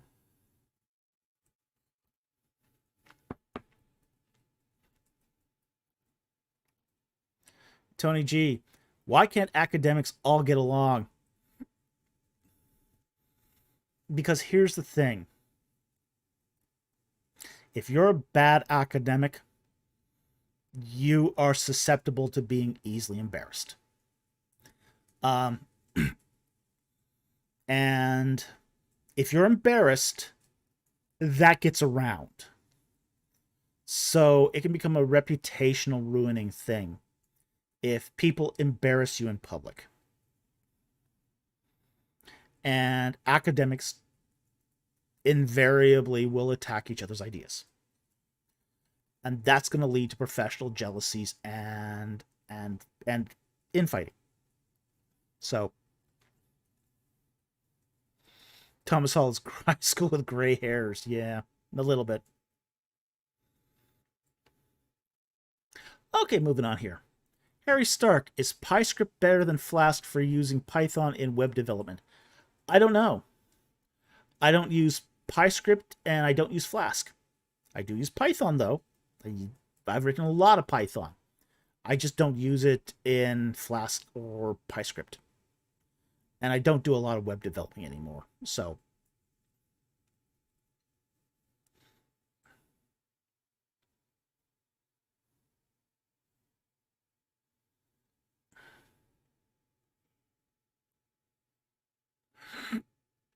the Dragon of the Mississippi asked the question: if the uncovering of Noah's nakedness is an allusion to Leviticus 20:11, does that mean when Shem and Ham covered Noah, they executed Ham as the said verse demands? No, it does not mean they executed Ham. What it means was they covered up his wife. Because they walk in backwards with a blanket between him. Okay? So, you have the idiom and then you have the consequence of the idiom in Leviticus 20:11. Let's just remind people of what that idiom is. Okay, so we got Leviticus 20, verse 11. Okay, if there's a man who lies with his father's wife, he has uncovered his father's nakedness. Both of them shall surely be put to death. Their blood guiltiness is upon them. Okay, the both here is the husband, or the wife, and the man. Okay, the son and the wife. So, but the idiom here is uncovered his father's nakedness. That is the idiom. The consequence is the blood guiltiness and the put to death. So that's the consequence. Okay. We have no indication with that Ham was executed in that way. We don't have any indication of that at all. What we have is a description of Shem and Jacob walking backwards, holding a blanket between them. And then the presumption is that as they walk back, you walk back until the blanket passes over his wife's feet, and then you drop the blanket, and then you get out. Okay? To cover up her nakedness. So that's what's going on there. Andrew Graham goes, was it consensual or forced? We are not told. Presumably she was intoxicated. Because in that culture, if the man drinks, the woman drinks. And Noah was so drunk he had passed out. So it was probably that she was intoxicated to the point of having passed out. So we don't know if it was consensual or forced. The text doesn't say. The text focuses more on Ham's impropriety. Yeah.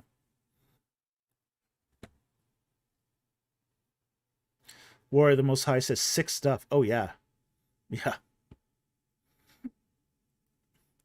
Tony G says, not a scene you'll see depicted in art too often, though it has been done. I'm sure it has.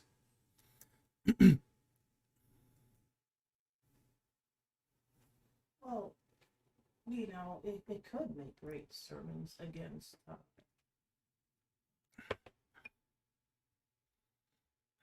Scandal.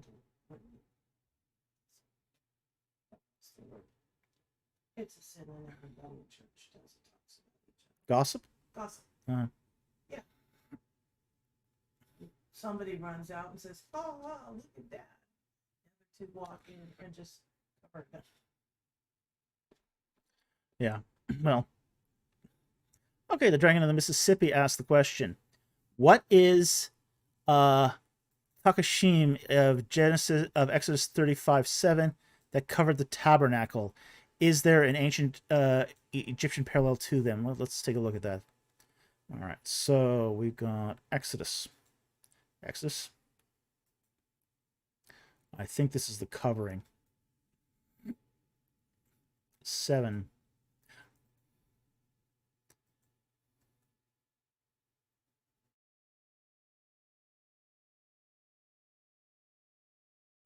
Okay, the Kashim. Okay, that's the so-called porpoise skins. Okay, the text says, and ram skins dyed red, and porpoise skins and acacia wood. Okay, and so this is the contributions. We don't this it's the word here. The word he's asking about here is the word that many translators use as porpoise.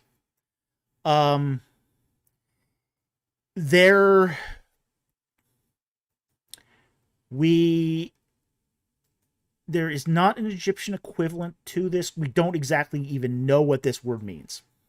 This is one of those words that we've had to guess the meaning. We don't know if porpoise, if it's whale, if it's some other animal. We just don't know. Okay? We're guessing on this one. Okay? Now, there is an equivalent of ram skins dyed red. And you actually see this in a box, a ritual chest that I believe Tutmosis III brought back from Canaan. So there is an equivalent of this, and you see this. How's it covering? Let me try. I'll show you the. I think it is in Exodus 25. Yep.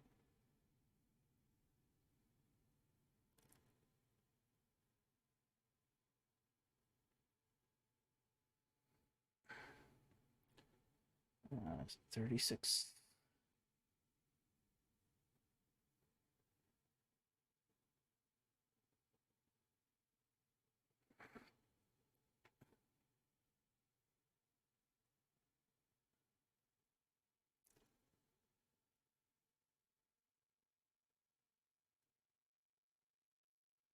Yeah, the use here of covering for the ark.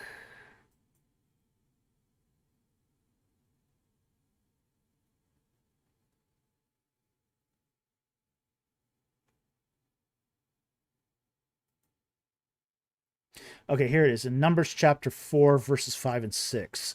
When the camp sets out, Aaron and his sons shall go in, and they shall take down the veil of the screen and cover the ark of the testimony with it. They shall lay a covering of porpoise skin on it, and they shall spread over it a cloth of pure blue, and shall insert its poles. There is the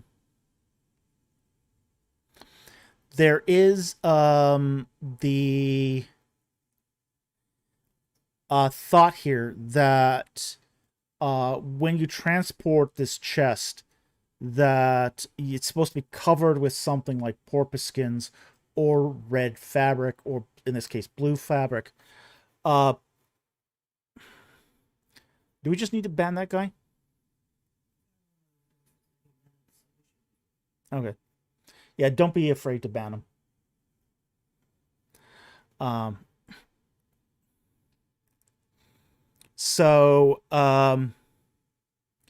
So yeah, there is an Egyptian parallel to this, and we do find this in some of the goods that Tutmosis III brought back from Canaan. So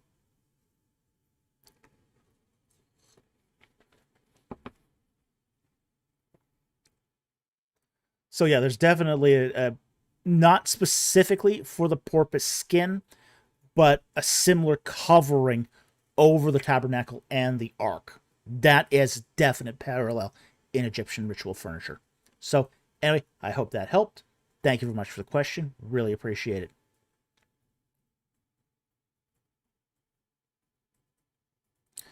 Okay, the Dragon of the Mississippi. In Isaiah 19:2, a prophecy about the Nubian conquest of Egypt, the 25th dynasty. Well, let's take a look here. Isaiah 19:2. Okay. So I will incite the Egyptians against Egyptians, and they will fight each against his brother, and each against his neighbor, city against city, and kingdom against kingdom. Well, that would imply that Egypt had multiple kingdoms. The 25th and 26th dynasty would definitely be in this sort of camp. So, yeah. Just the one more.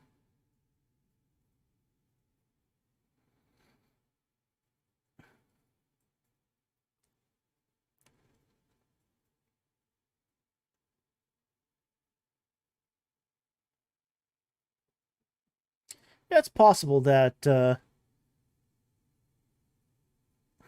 the 25th dynasty could have been a fulfillment of that. I'd have to look up the time frames to be sure, but possible at least on the surface. That discussion of Egyptian civil war would fit with say the Nubian conquest of Egypt for sure.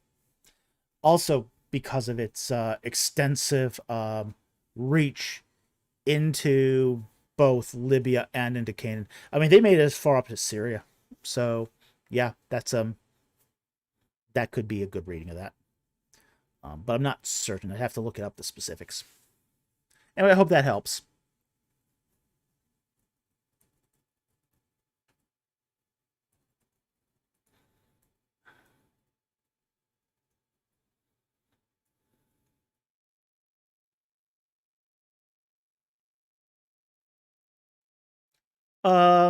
Raging Smurf asks a question here. Is Luke 9:49-50 an example argument for not habitually trashing on different denominations' miracles, like Protestants trashing on Marian or eucharistic miracles, Roman Catholics trashing on Protestant ones for evangelicals?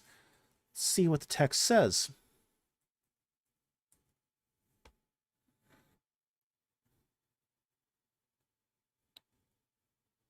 Luke chapter 9, verse 49-50.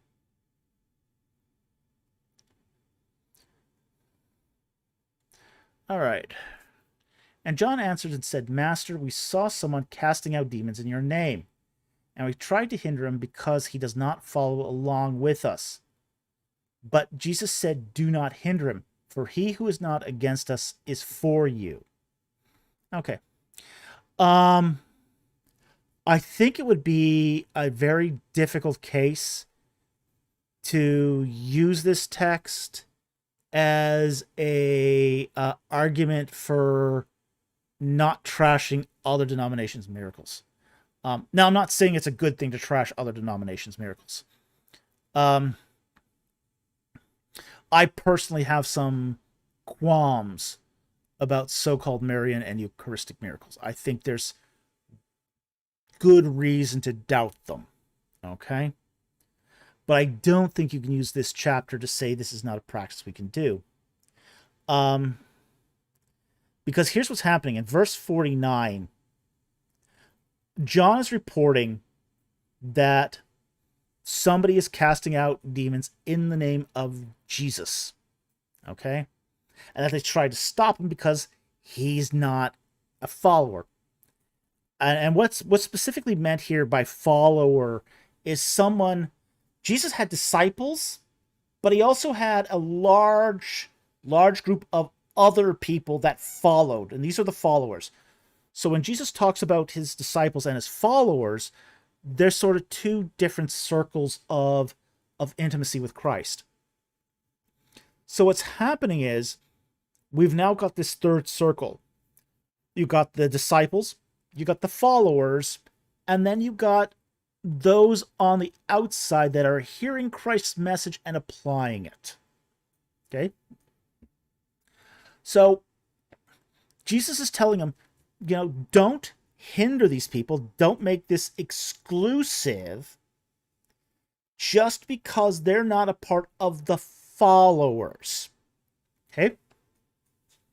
So, it would be sort of like, you could make the argument here that this you can use this passage, say, against, say, what we call exclusivism, or basically localism, a kind of theological localism, where, oh, you're not the real church because you're not part of the big church. Okay? It's more an argument against that than it is against miracles per se. Okay? So I think that's what's going on in Luke 9:49-50. It's an argument against, say, big exclusion. The big clique. So, yeah, you can't be a Christian because you're not part of our followers. Okay? So it's more of a, as long as they sort of still believe in Christ and follow Christ in their own terms, they're not in the following group, but they're also not excluded from the follower group. So it's more that tension going on in the text. So to apply this to trashing of different denomination miracles, I don't think that applies here. So I wouldn't say this is a good argument for that. Now, that said, I don't think you should go around trashing other denominations' miracles anyway. Not because I believe in those miracles, because I certainly don't. I really don't believe in Marian and Eucharistic miracles. I don't believe wine turns into corpuscles. And I don't believe that bread becomes meat. Yeah, so I have... But at the same time, too, I don't go around trashing people who do believe that. If you do believe that, that's fine. I don't think there's warrant for it. But there's a difference between not having warrant for something and making that an issue to fight over. It seems to me like a dumb issue to fight over.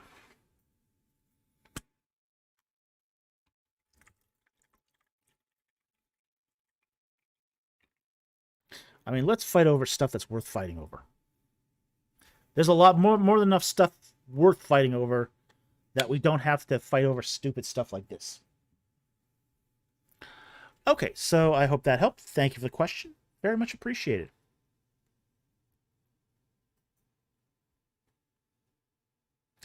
Mavericlow asks, are you familiar with the fictitious retelling of Genesis, The Red Tent? If so, what are your thoughts? No, I'm not familiar with it. I've never heard of it. So I can't comment on it. Sorry. Wish I could, but I'm not familiar with it.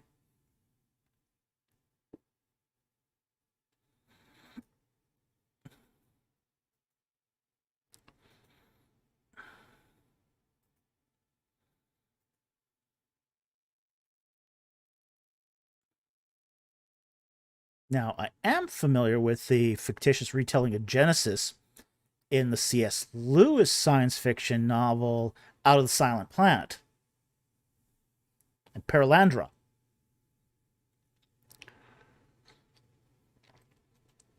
But I'm not familiar with The Red Tent. Sorry about that. Deduce a Dude. What do you think of Mount Cootie as an alternative site for Noah's Ark? I think it's just as bad as all the other alternative sites. Honestly, I don't think it's any better than any of the other sites. I think there's a lot of supposition that's been used to determine that site. Um, I've seen some documentary stuff that tried to establish that in Assyrian documents, and I think that those readings are very suspect. There's no archaeology in the site that supports it. I think this is just not a good alternative. I think it's wishful thinking.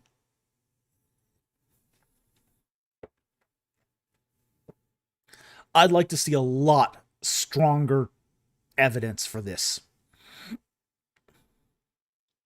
A lot of speculation, a lot of speculation in that.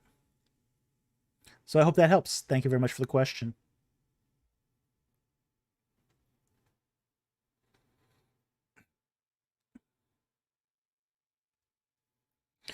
Francis Dobbs asks, did Jesus experience assault by Roman soldiers garrisoned prior to the crucifixion?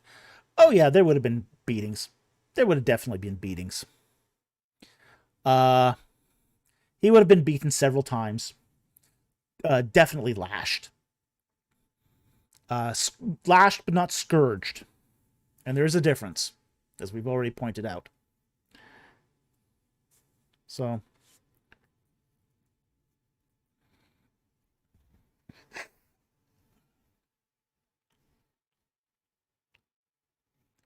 Anagram says, so it's all just crap? Yeah, the Mount Chutty stuff, yeah. The Mount Chutty stuff is definitely all garbage. ABR was recently pitching it too, which I thought was kind of sus. I mean, I think it was, yeah, ABR's been pitching it recently, and it's become a very popular alternative. I've even seen some people say, well, it's Mount Chutty, but and the C is pronounced like a ch. I think it's Turkish, so I'm not exactly sure, but I saw ABR recently pitching the Mount Chutty thing, and I've even seen some people say, well, it's Chutty, but that's really the Deripinar site, or the Ron Wyatt site too. So I think they're both wrong.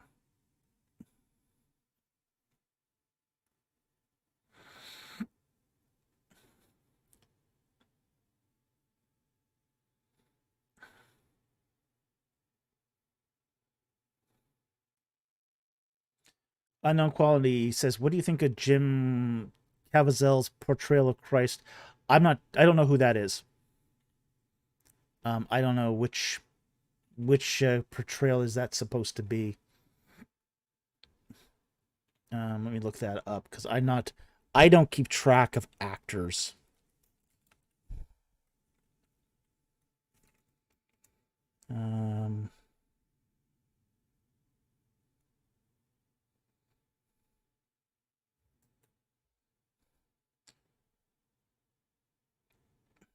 Oh, it's the Passion of the Christ.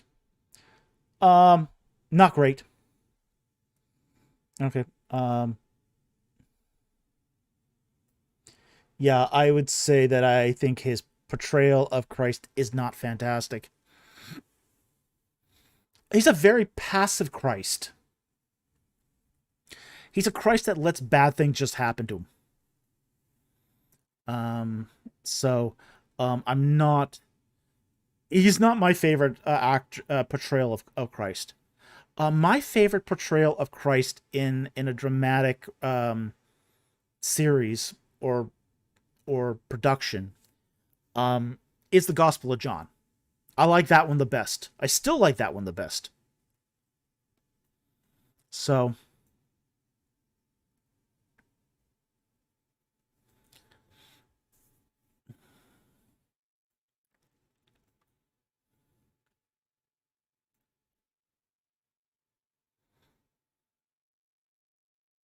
Raging Smurf asks, thoughts on undesigned coincidences as evidential backing for gospel reliability? I'm not a big fan of the undesigned coincidences argument. Here's the thing about the undesigned coincidences argument, is they still could be coincidences. Okay? Coincidences do happen too. Yeah, coincidences do happen too. That if you're trying to show reliability based upon undesigned coincidences, you're arguing from coincidences. That becomes a self-defeating argument. It's and a self-defeating argument isn't good. My favorite argument for the reliability of any text, and this is not just the Bible, any text you can apply what I'm going to suggest to, which is an induction of maximal evidence. You know, and what's good about inductive arguments of maximal evidence is you can apply that to any text at all for historical reliability. Doesn't matter if it's a secular text, doesn't matter if it's a religious text. If you have a maximal amount of data supporting the historical reliability, then you can say the text is historically reliable. But if you are going on the whole idea of undesigned coincidences as evidential backing for gospel reliability, then you've got a problem with the method of your argumentation. Because at the end of the day, still could be a coincidence. And that doesn't get you where they want to go. Because it will get you to the, well, it's a coincidence that it happens to be reliable, but you haven't proved it's reliable. Only that there are coincidences. So, Common Lurker says, I don't like how proponents of undesigned coincidences rely on it so much. It's like it becomes the whole argument for Gospels and the resurrection. They talk about it at every possible occasion. Yeah, it becomes a kind of a presuppositional argument. And I don't like presuppositional arguments. I hate presuppositional arguments.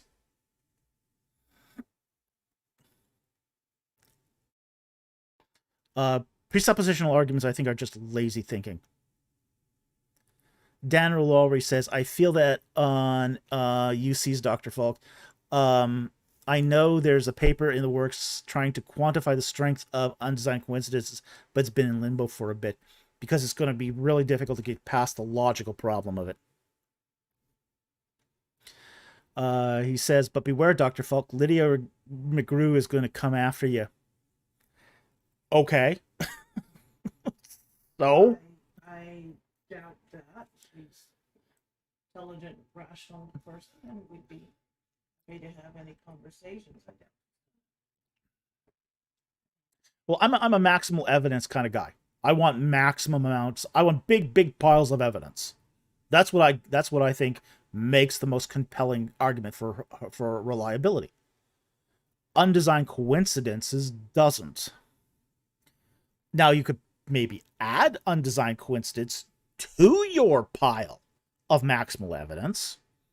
You know, a coincidence is evidence of some kind as long as you have it combined with other evidence. It can be supportive. But if it's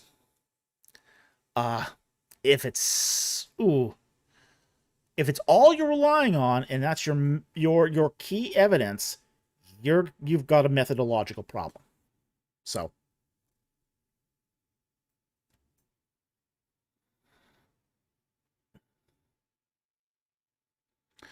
moving on here.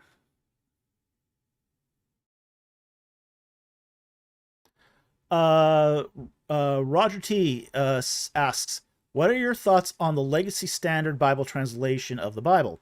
Okay, the Legacy Standard Bible is essentially a revision of the New American Standard that was done through the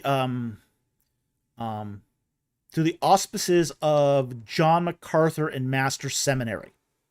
Okay, it's a fundamentalist version of the Bible. It's a denomination. It's one of those translations that has a denominational axe to grind. I don't particularly care for it. I think there are better translations out there, not the least of which is the New American Standard that's based upon. The LSB is not an improvement over the New American Standard. I think the Christian Standard Bible is. The LSB is not an improvement. So I always am wary of Bibles that have a denominational axe. Now I realize in saying that the CSB does also have a denominational axe to grind, but it's very much less pronounced. Very much less pronounced. And I do agree with a lot of the translations in the CSB. But the LSB, no, I think I can forego that one. Not a fan. And definitely not a fan of Master Seminary. I still remember them saying, Oh, yeah. You obviously believe what we believe, or you wouldn't be applying. Yeah. Yeah, the Master Seminary is basically believe everything that we believe, or there's the highway.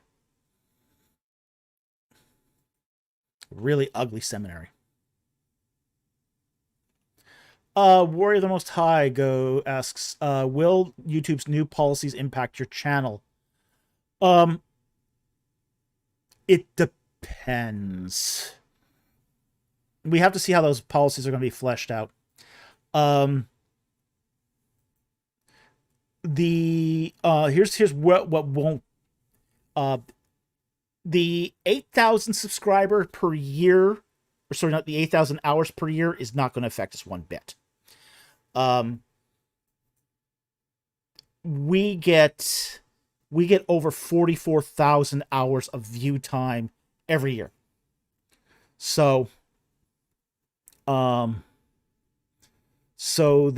change in the YouTube partner policies is not going to now for those of you who don't know, in order to get monetization on a YouTube channel, you have to get 1,000 new subscribers every year at least, and it used to be 4,000 hours of watch time. Now they're doubling that to 8,000 hours. The number of subscribers is remaining the same. And the reason why they're doing this, and I can see the reason why. Of those who are monetized channels, only 3% of YouTube channels are currently monetized. Okay? Of that 3%, okay, a third of that 3% has between 4,000 and 8,000 watch hours per year. Okay? Which works out to about $7 of revenue a month, I think. That's not worth it for YouTube to keep 3 million accounts monetized and active. Okay? I mean, this is just I mean, people are sort of whining about it and moaning about it. This is pure economics. That's what's driving this. You know, YouTube's got 9 million monetized accounts. every account is going to cost them some money to maintain if they've got to pay out. And it's not just the payout, it's the overhead of paying that out. So, oh yeah, it still monetizes unpartnered channels. It just keeps all the money. But then again, too, if you're only earning $7 a month, and because YouTube's got to do tax forms, it's got to do accounting for all that, it's got to keep track of that. So I can understand the economic argument of raising that from 4,000 to 8,000 hours. And frankly, while in the past YouTube has focused more on number of subscribers, they actually earn the money on watch hours. So if you're a channel that has 1 million subscribers and 1,000 hours of viewing a year, you're not actually making any money for YouTube. So now, if they raise the subscriber count, then we're in trouble. Because we only get about 1,400 subscribers a year. We used to get a lot more before the shadow ban, the great shadow ban. We used to get something like 2,000 or 3,000 a year. Now it's down to 1,400. But that's because of the great shadow ban. If they raise the subscriber count, we're in serious trouble. And then we'll probably have to go do popcorn reviews 24/7. We're not going to do that. We will shut down before we become. Yeah, we'll shut down before we do that. But yeah, that's what the issue is. Okay, so it's not going to hurt us directly. As I said, we have 44,000 watch hours a year, so we're well within those limits. So it's not gonna affect us. I'm actually more interested right now in the class action lawsuit that's happening with YouTube right now. Because there's a class action lawsuit right now happening that could actually have a greater impact. And that is subscribers of YouTube Premium are suing YouTube because they're getting ads from the channels itself. Like, okay, please forgive the ad, okay? But if I raise this book and say, hey, great book, buy this book, that's not a YouTube ad. But this lawsuit is suing YouTube to say, I can't lift up a book and say, this is a great book, buy this book, leave a review, help us out. Okay? They're basically saying, this lawsuit is basically going after YouTube and basically saying, channel owners can't do their own ads or product placements on their channels. That could impact us. So I'm much more interested in how that lawsuit is going to pan out. That would affect us. By the way, link is in the description. And why can't we promote our own? Yeah. The product of your own hand? Yeah.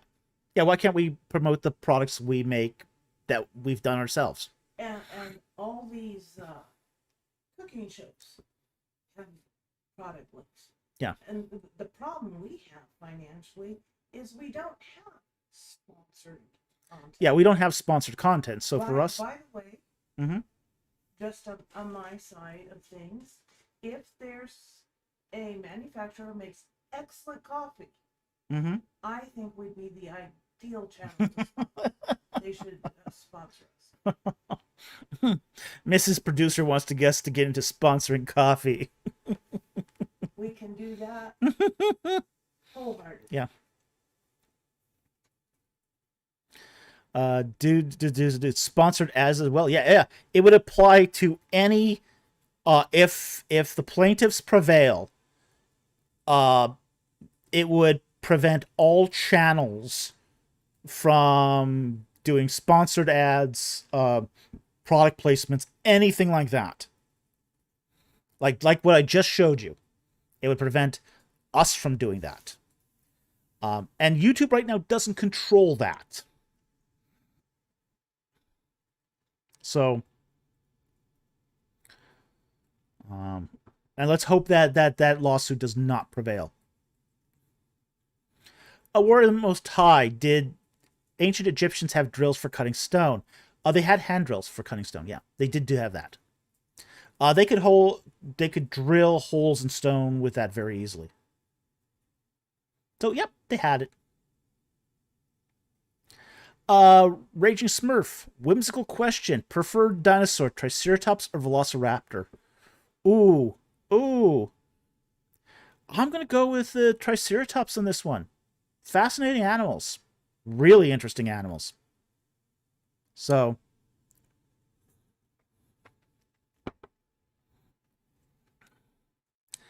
Least favorite Bible translation. Least favorite Bible translation. It's a tough one. There's some I really dislike. The New World Translation, really awful. The NRSVUI. Yeah, that's the liberals' denominational translation. So, the LSB. I don't like the LSB, but it's not my least favorite. I think there's some that are worse. The New World Translation's definitely bad. And the NRSVUI. What is it with liberals and letters? I don't know.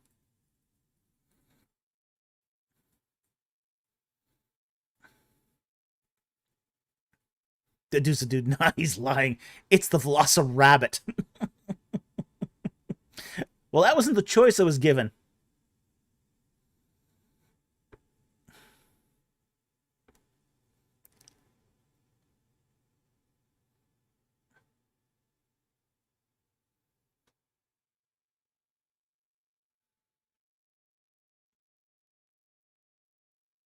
All right, let's see what's next here. We are starting to get close to the end of the night here. Unknown Quality. Thoughts on Dewey Reams? It's an old translation. I don't have a huge... I don't think about that one that much. I have... He's got one. He's reading through it now. So. Yeah, I have a translation of it. I just don't use it that often. It's, as I say, it's kind of an old translation, and I don't particularly like old translations, but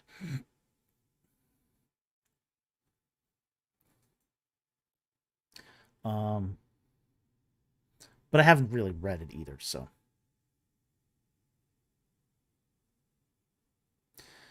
Raging Smurf asked the question. Can't remember clearly, so forgive me if I got my wires crossed, but you did. Did you at some point say the Mount Ebal tablet appears to have an Egyptian lotus and a Semitic oxide symbol on the no, not the interior, the exterior. Okay, on the outside.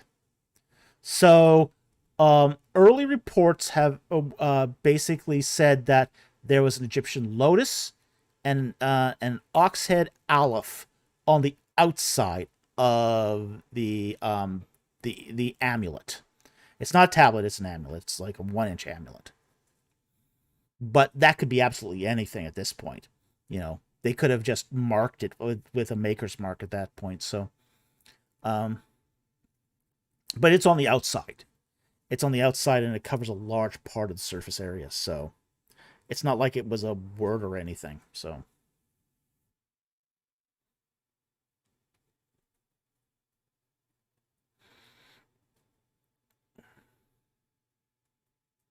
Milo Mortimer, good to see you. Glad you could make it tonight.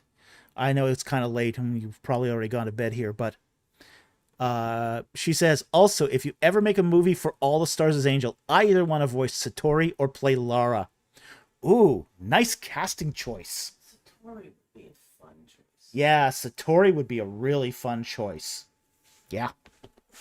Yeah, go for voicing Satori. Satori, sorry. Yeah, do that. Do that.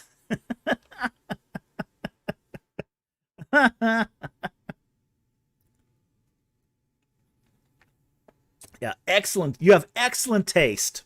Excellent taste in characters.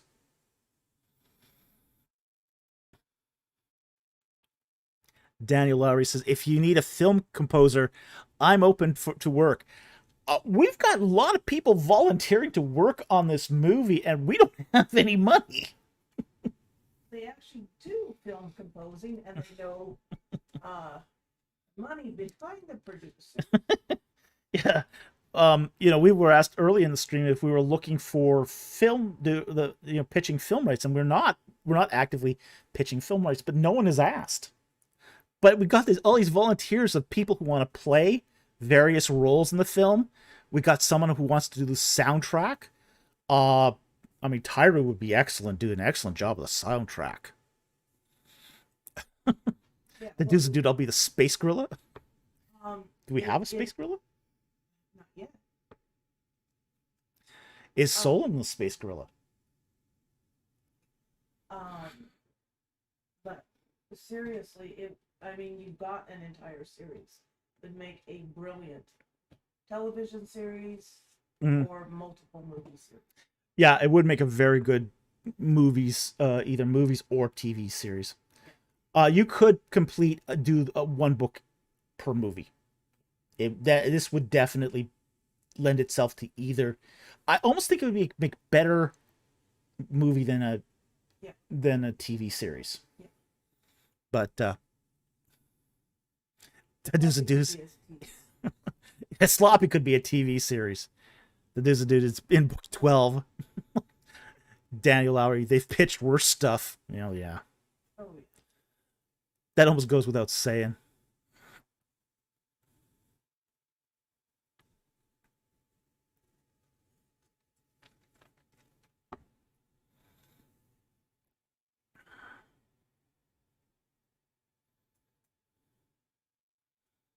Okay, Frame Sustik, for €5. Thank you very much for the super chat.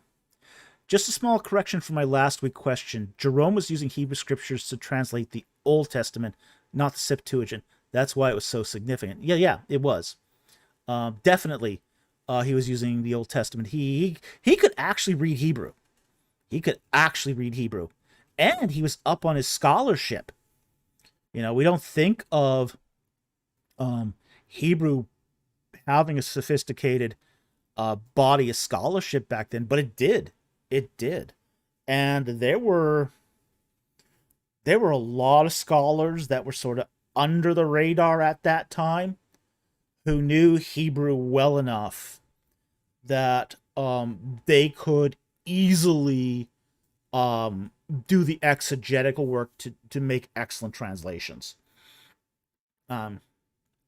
Like an example of this was Origen. Origen, for all his problems, was an excellent scholar. He had more versions of the biblical texts than practically anyone in the Levant. So those types were out there, definitely. But Jerome using Hebrew was a very innovative approach at that time. Worst pitches. They made how many?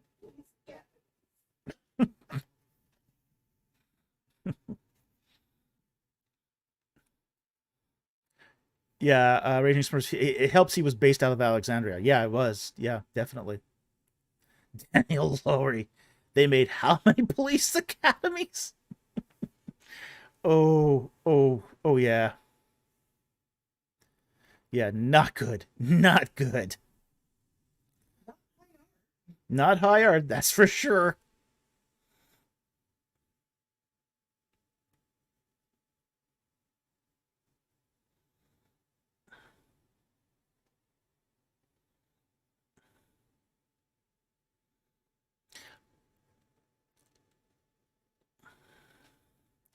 Okay, Chow Yi for 15. Thank you very much for the super chat. He says, saw an AI channel that claims bronze is superior to iron, but iron won because trade routes bringing in tin fell apart. How accurate is that? It's not accurate at all. The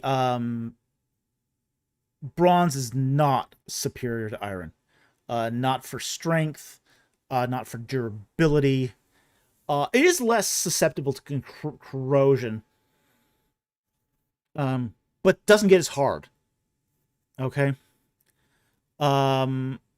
Compared to, like, when you compare, say, the damage that's done by bronze versus iron arrowheads, iron is vastly superior. Iron arrowheads will shatter bone. It will actually shatter bone. Whereas, say, bronze tends to lodge in bone. Yeah, if you got a choice between getting hit by a bronze arrowhead and a iron, pick bronze every time. It's like terrible choice. With that. Hit me with your other one. Yeah. I don't think that's an option for me. Yeah, but iron arrowheads will shatter bone. And that's because it's heavy, it's got a lot of mass.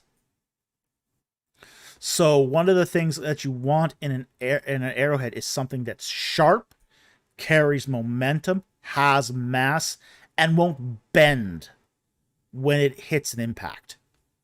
So yeah, there's a lot of osteological evidence of iron shattering bone. Iron arrowheads shattering bone.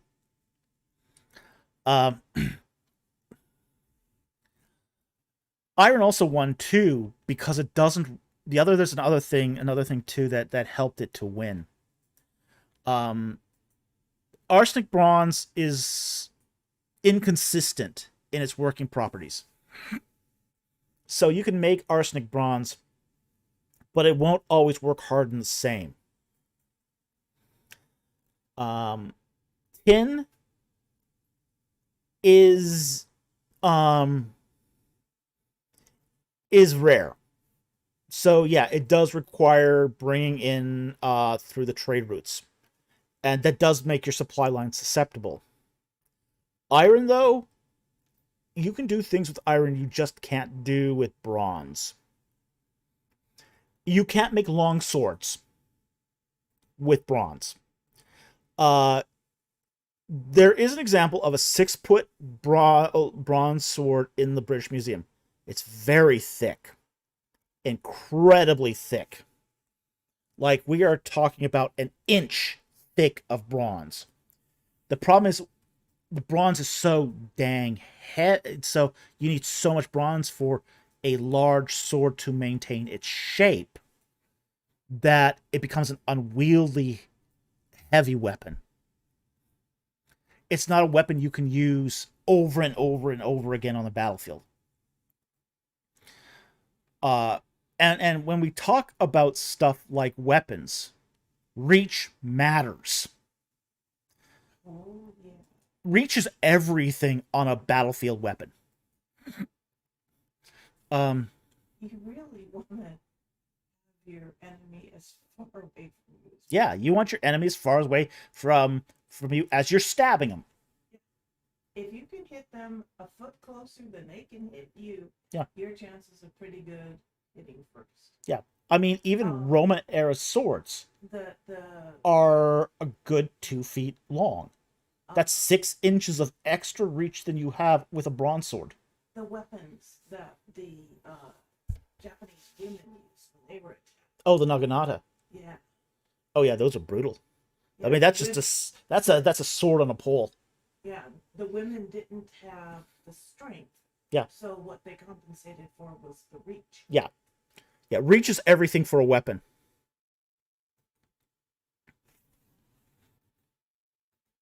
Raging Smurf says, Hema friend can attest to this. Yeah, oh yeah, Hema's wild. Spears and great swords are the meta. Yeah. Again, it comes down to reach. Great swords are, if you want to keep people away, you want to create a radius, you use a great sword. It keeps people back. So yeah, it's that's the reason why iron prevailed. Reach and momentum, the density of the metal itself. It was superior for arrowheads. An iron arrowhead can pierce through bronze armor without issue. Bronze work hardens, but it's soft even once it's hardened. Softer than iron. And you can make longer weapons that give you reach. Chow Yi goes, but bronze is easier to work and doesn't rust.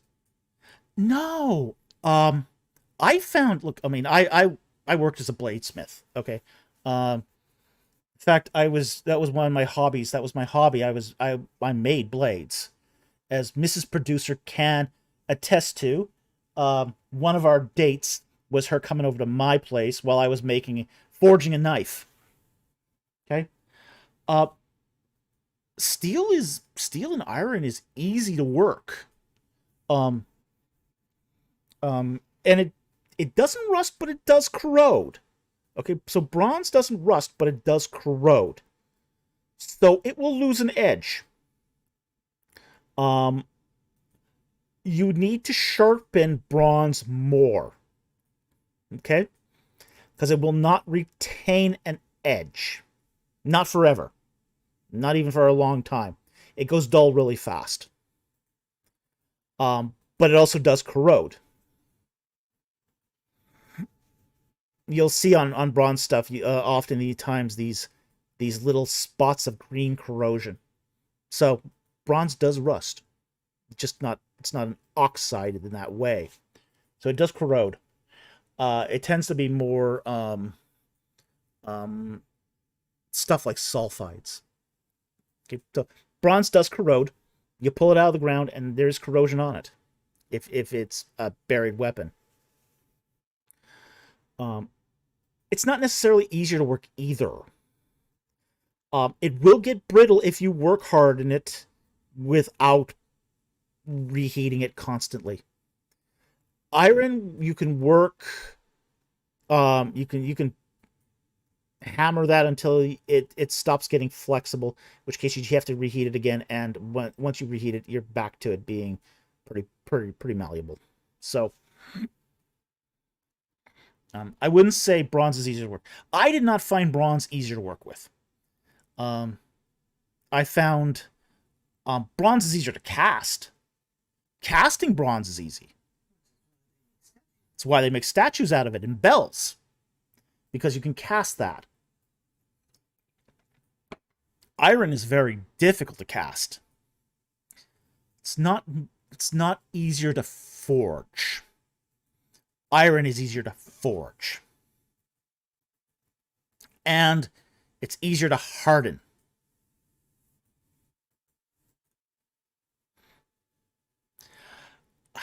Dude's a dude.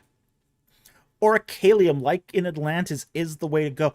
There is a real orichalcum. Orichalcum, sorry. Orichalcum.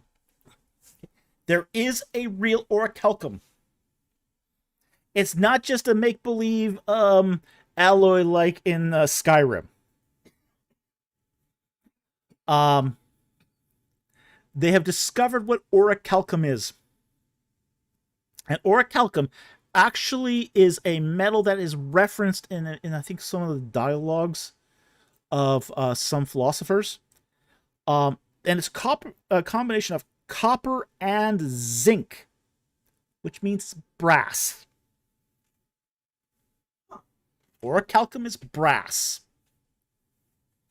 So they've actually figured out what orichalcum is.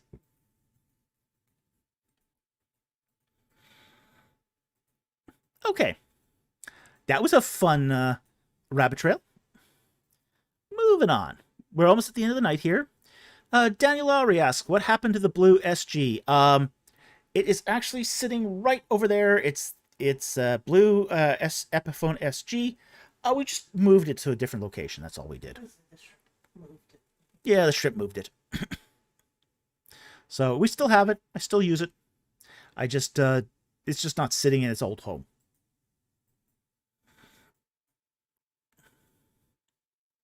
Warrior of the Most High. Any thoughts on the new Ghost in the Shell anime adaptation? Yes, it's truer to the manga. Much truer to the manga. The 1990s version of Ghost in the Shell is not very true to the manga. The problem with Ghost in the Shell from the 1990s is it's very serious. The manga isn't. The manga constantly breaks the fourth wall. It's self-deprecating. It's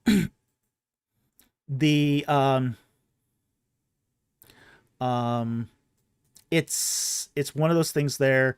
The new Ghost in the Shell is much more she's kind of silly in the new Ghost in the Shell, which is actually true to the manga. So I actually like the idea of the new Ghost in the Shell more than the old one. So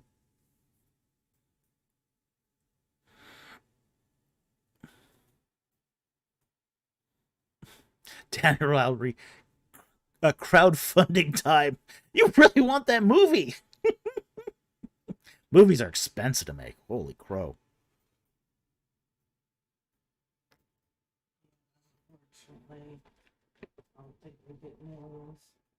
Yeah, I don't think we'd get millions to make the Annie Manuel says, I want Sloppy Saves the Day. Well, well,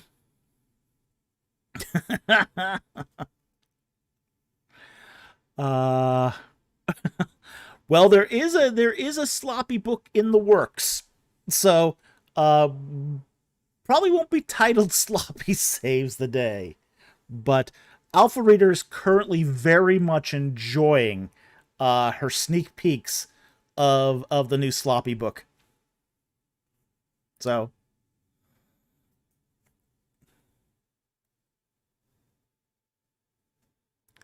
Raging Smurf says, if I win the lottery, I shall fund this noble endeavor of a movie. Yeah, well. Mr. EC is behind you. You just need to move your chair. Deduza Dude, why is Mr.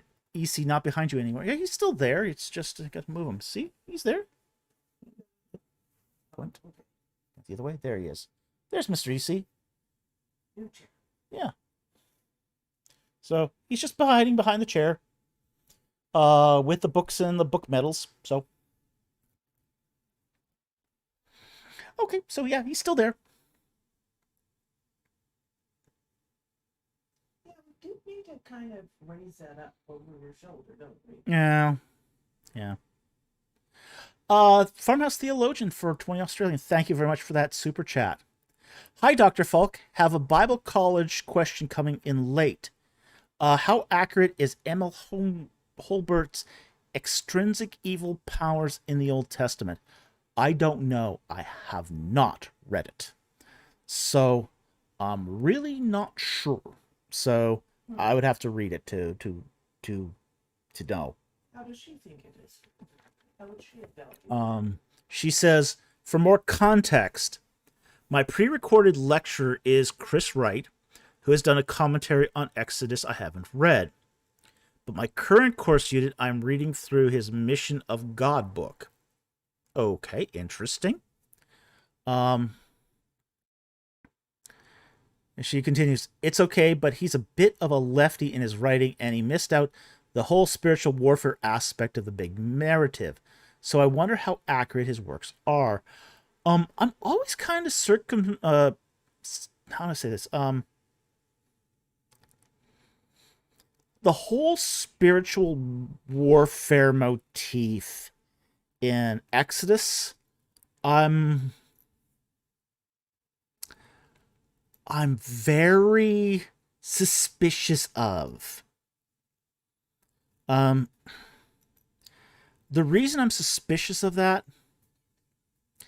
is because there are a lot of superimposition of that motif. It's a very popular motif to put over things like Exodus, and it's not necessarily there.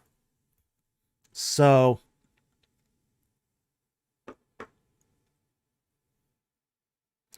Farmhouse Theologian says he's made the following quote in his book: "The Nile and the sun were the foremost of all Egypt's deities." Well,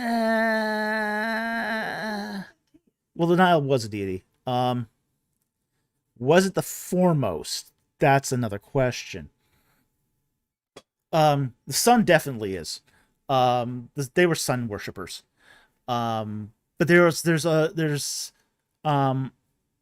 it's arguable though too if the hidden deity is not. I mean, the hidden deity Amun. You know, Amun is the one of the preeminent deities of Egypt. You have Re, of course. He's the sun god. He's top dog. Amun is almost his equal. Amun is the hidden god.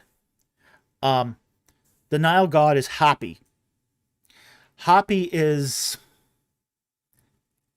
an important deity in Egypt, but Hapi has no temples.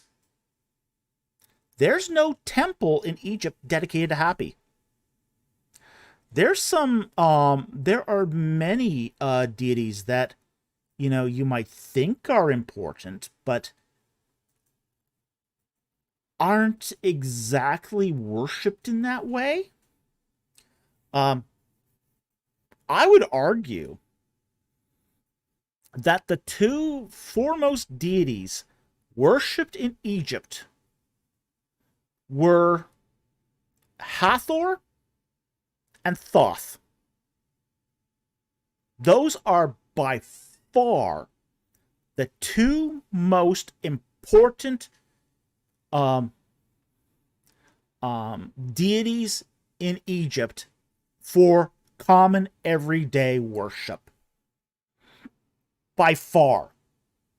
Even though we would get the impression that the sun god Re is the most important deity in Egypt, it's really a royal cult.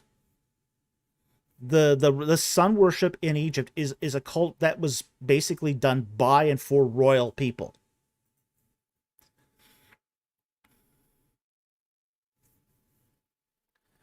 All right, he's gone.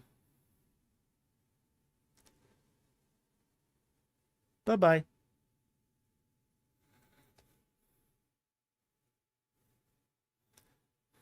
The troll shall not stay.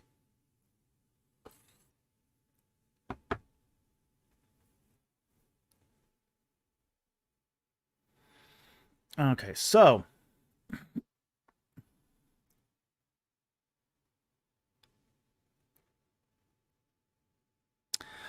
anyway,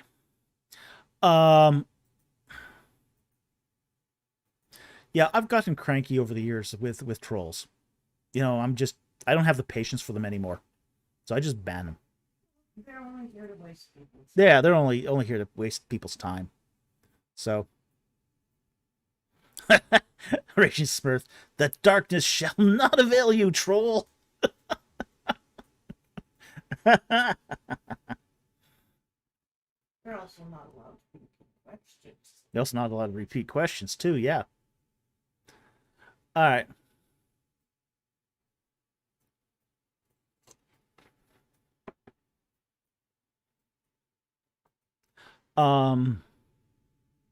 Farmhouse Theologian says, the sequence of the plays was not just a serial of natural phenomena, though, of course, the natural order was catastrophically affected. All of them were directed at aspects of what the Egyptians regarded as divine power. Yeah, that's Kurt's hypothesis. I have some serious misgivings about Kurt's hypothesis. Yeah, he's just directly, quoting Kurd here. I have a strong disagreements with Kurd on this. there's more going on here than aspects of divine power. There are aspects of moral rectitude. There are aspects of Egyptians behaving as Egyptians should be behaving. There's a lot more that's going on under the surface here than just a clash of divinity. This is why I really dislike um uh how who is this hypothesis? Sorry. John Currid. Currid. Currid. Okay. The problem with Currid's hypothesis is it sounds really good on the surface.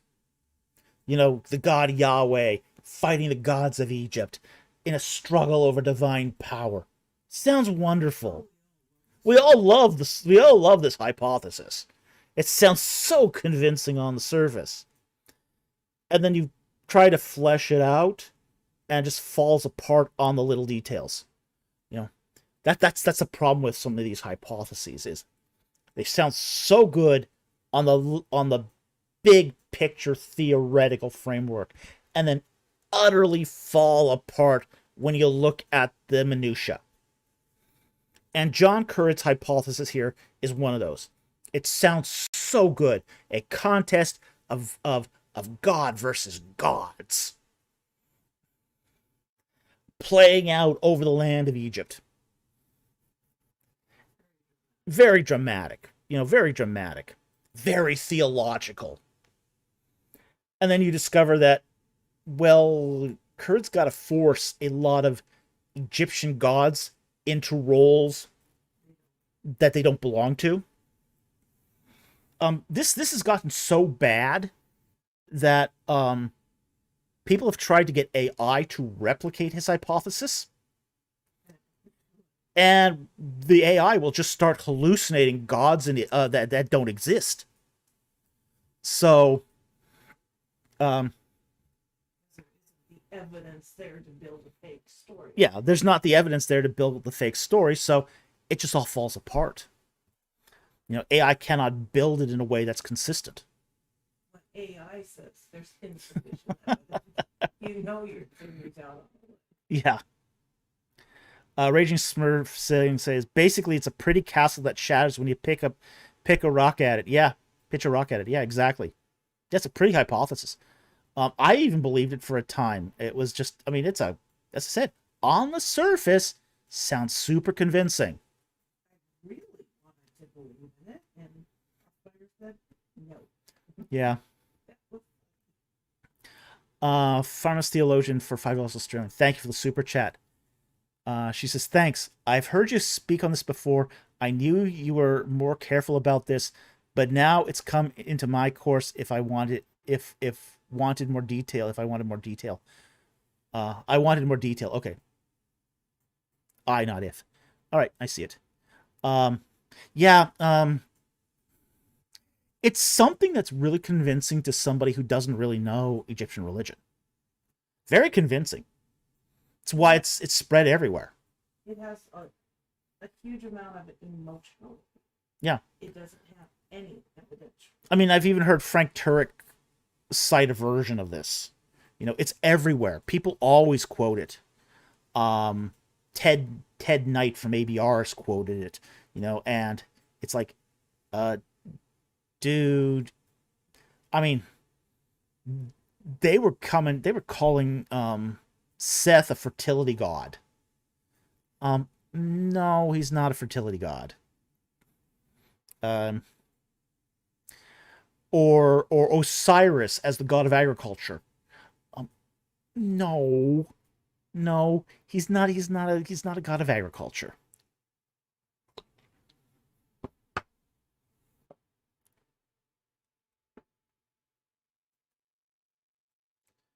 Farmhouse Theologian says, now I want to check his commentary on Exodus. I wonder how far he's taken this.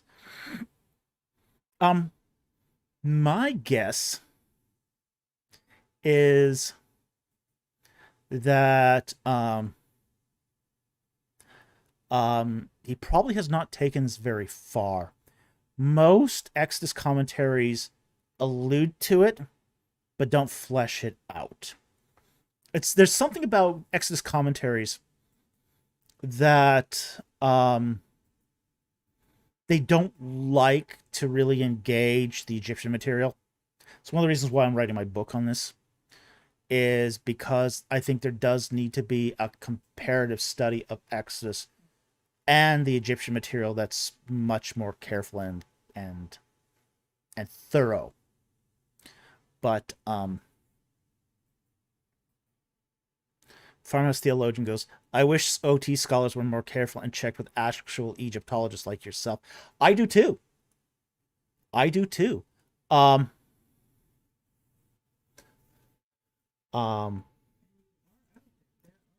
I always have invited OT scholars to contact me to verify their stuff. I've gotten a lot of consumer resistance when I don't don't agree with them. And there just seems to be a reticence among Old Testament scholars to avail themselves of Egyptologists to verify their understanding, which is really unfortunate because there is a wealth of stuff in the Old Testament that Egyptologists have been writing on for 100 years. 100 years. And the Bible references Egypt. I mean, so many Egyptologists have written on the Bible, it's not even funny. Because there is that much overlap. So,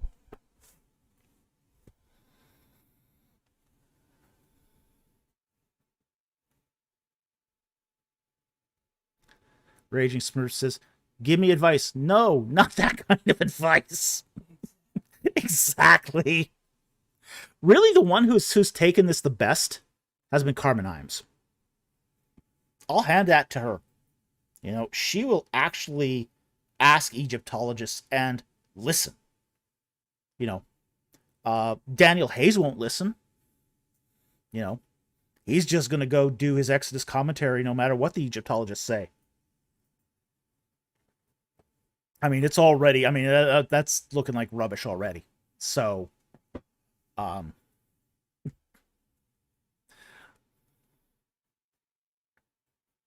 Raging Smurf, Turk's pronunciation of the Ippur papyrus is what I'm reminded of being mentioned in this. Yeah. Warrior of the Most High. Didn't Turk say Malachite once? Yes, he did. Malachite. Ah, good times, good times. The goddess Nut. The Wreckmeyer. Wreckmeyer tomb. We generally don't make fun of people because it's okay if you read. Yeah. But if you're going to go on air as an expert, yeah, you better ask somebody who knows what they're doing how to say it. Yeah. I asked you for pronunciation. I mean, everyone's going to butcher something. And I am no paragon of pronunciation. Okay? But if you are going to really put your neck on the line like that, you might want to just ask around. Just a little. Farmhouse Theologian for $5 Australian. Thank you for that super chat. Could you please point me to a paper I can cite if I needed to rebuttal this point at any time? Just something that says this is popular but not true. I don't know if I have it. Well, it's going to depend really on how he fleshes out Currid's hypothesis. I would say, though, you might want to start off with a book. I don't know if he covers this, but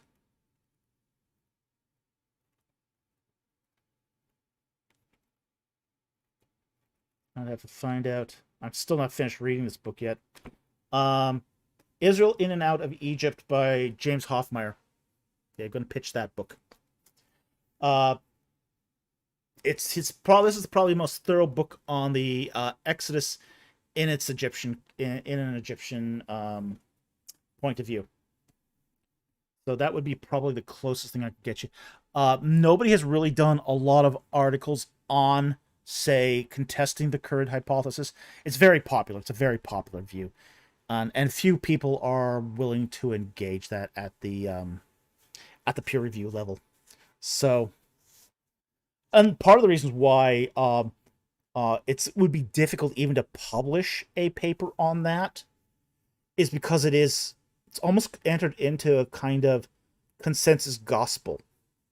So it's very, very difficult to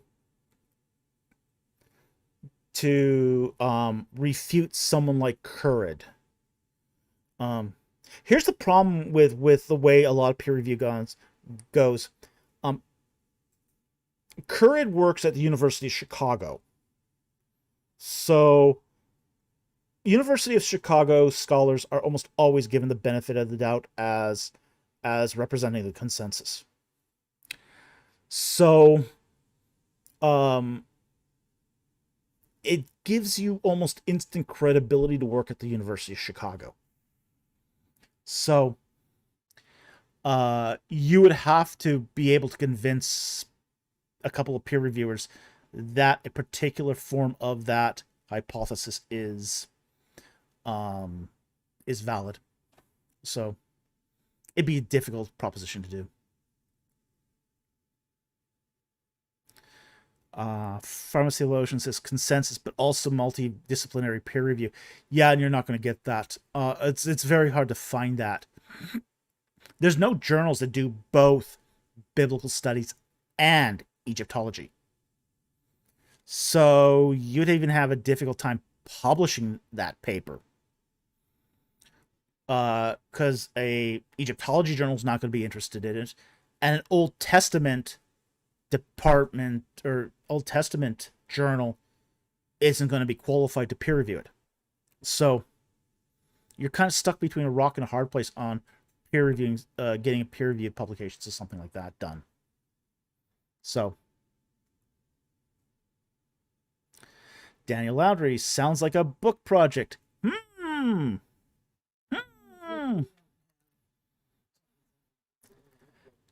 Jack Ray just arrived. We're almost ready to shut down here, and he just arrived.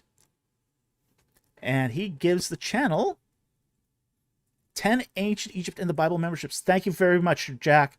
We really appreciate your support of the channel, and we're so glad you could be here tonight.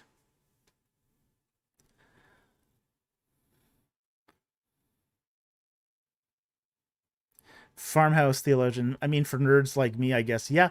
Oh yeah, it would be nice to have an interdisciplinary journal of Bible contextual studies. It'd be really nice to have that. That's just a nice title. Yeah. Journal of Biblical Contextual Studies. Yeah. It would be a great journal to have, but no one is publishing one at the moment.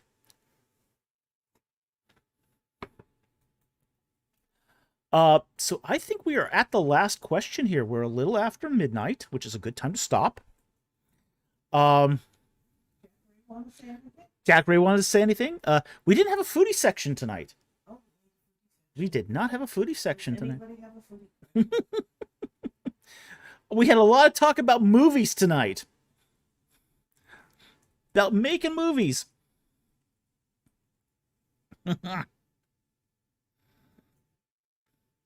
Turning War of the Gods into movies. Yeah, but no, yeah, okay, we did apparently. Aaron Grimm said we did sheep and goats. We talked a little bit about sheep and goats. Yeah. Raging Smurf, foodie, quick, dark chocolate or milk chocolate? Dark. Dark. Mrs. Producer, and I say dark chocolate.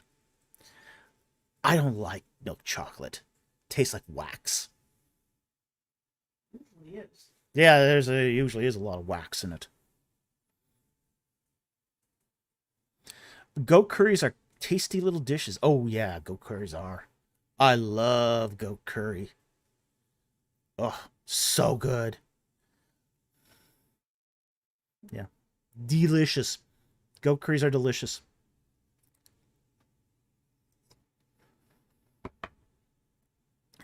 Mama says, Doc, I know I've been quiet, but I've been listening all night. It's been a great stream. Well, I'm glad. I'm glad. We do this for the community. That's why we're here.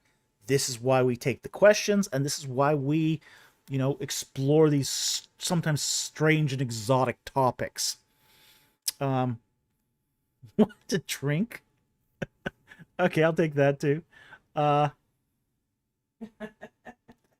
what to pair? Farmhouse Theologian asked the question: what to pair with an interdisciplinary journal of Egyptology and Old Testament studies? Ah, whiskey.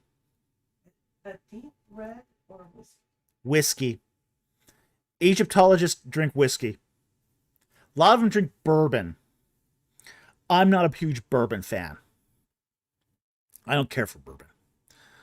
But whiskey. Whiskey is something you drink with Egyptology. There's a joke that goes around. Where do you find Assyriologists? You find them in a basement doing a dark cabal. Where do you find Egyptologists? At the bar.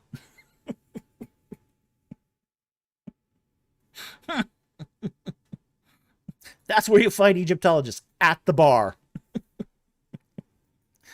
Egyptologists are known for their heavy drinking.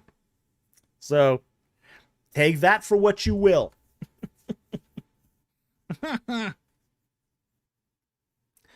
Okay. So I think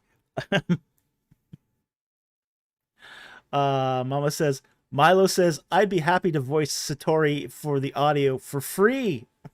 Okay.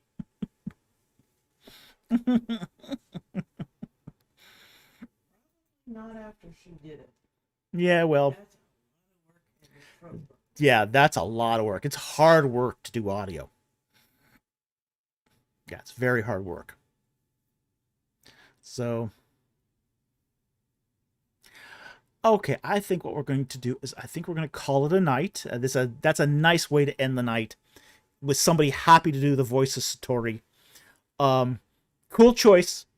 That's a cool choice. Absolutely awesome choice for picking a character that you'd like to play. Very, very cool choice. So I'd love to end it on that note. So we're just gonna make one last comment here again, because I don't know how long I'll be able to continue to do that because of the YouTube lawsuit. Andrew Graham's changed the joke to the Egyptologist walk into a bar. He thought one would have seen it. Andrew Graham. Two Egyptologists walked into a bar. You'd thought one would have seen it. Yeah, well. She corrected me and meant the audiobook. I guess you'd have to pay her for a movie. Well, that's the problem. We don't have money for a movie, but people are fantasizing about it, so that's a good thing. That's how these things start too. There's 16,000 subscribers. Yeah. If anybody knows somebody who is one of the people you pitch a movie to, they can pitch it, and if they're interested, yeah. The only thing is you retain creative control. Yeah. I want to retain creative control if there was a movie. Okay. So anyway, the book we're pitching tonight is The Reliquary of the Dead.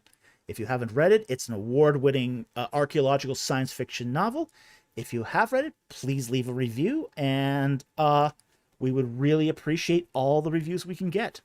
So, we want to thank you for joining us tonight. It's been a lot of fun. Thank everyone who came with their questions and their super chats. It really helps us keep this going. We also want to thank our Patreon and our YouTube membership subscribers. You guys keep the equipment working and keep this thing operating. finally, we also want to thank those who watch our videos, hit that like and subscribe button, and share the URLs on other social media platforms. You guys get the message out. And remember, please review our books. With that said, thank you for joining us. We'll see you next time on Ancient Egypt and the Bible. Good night, everyone.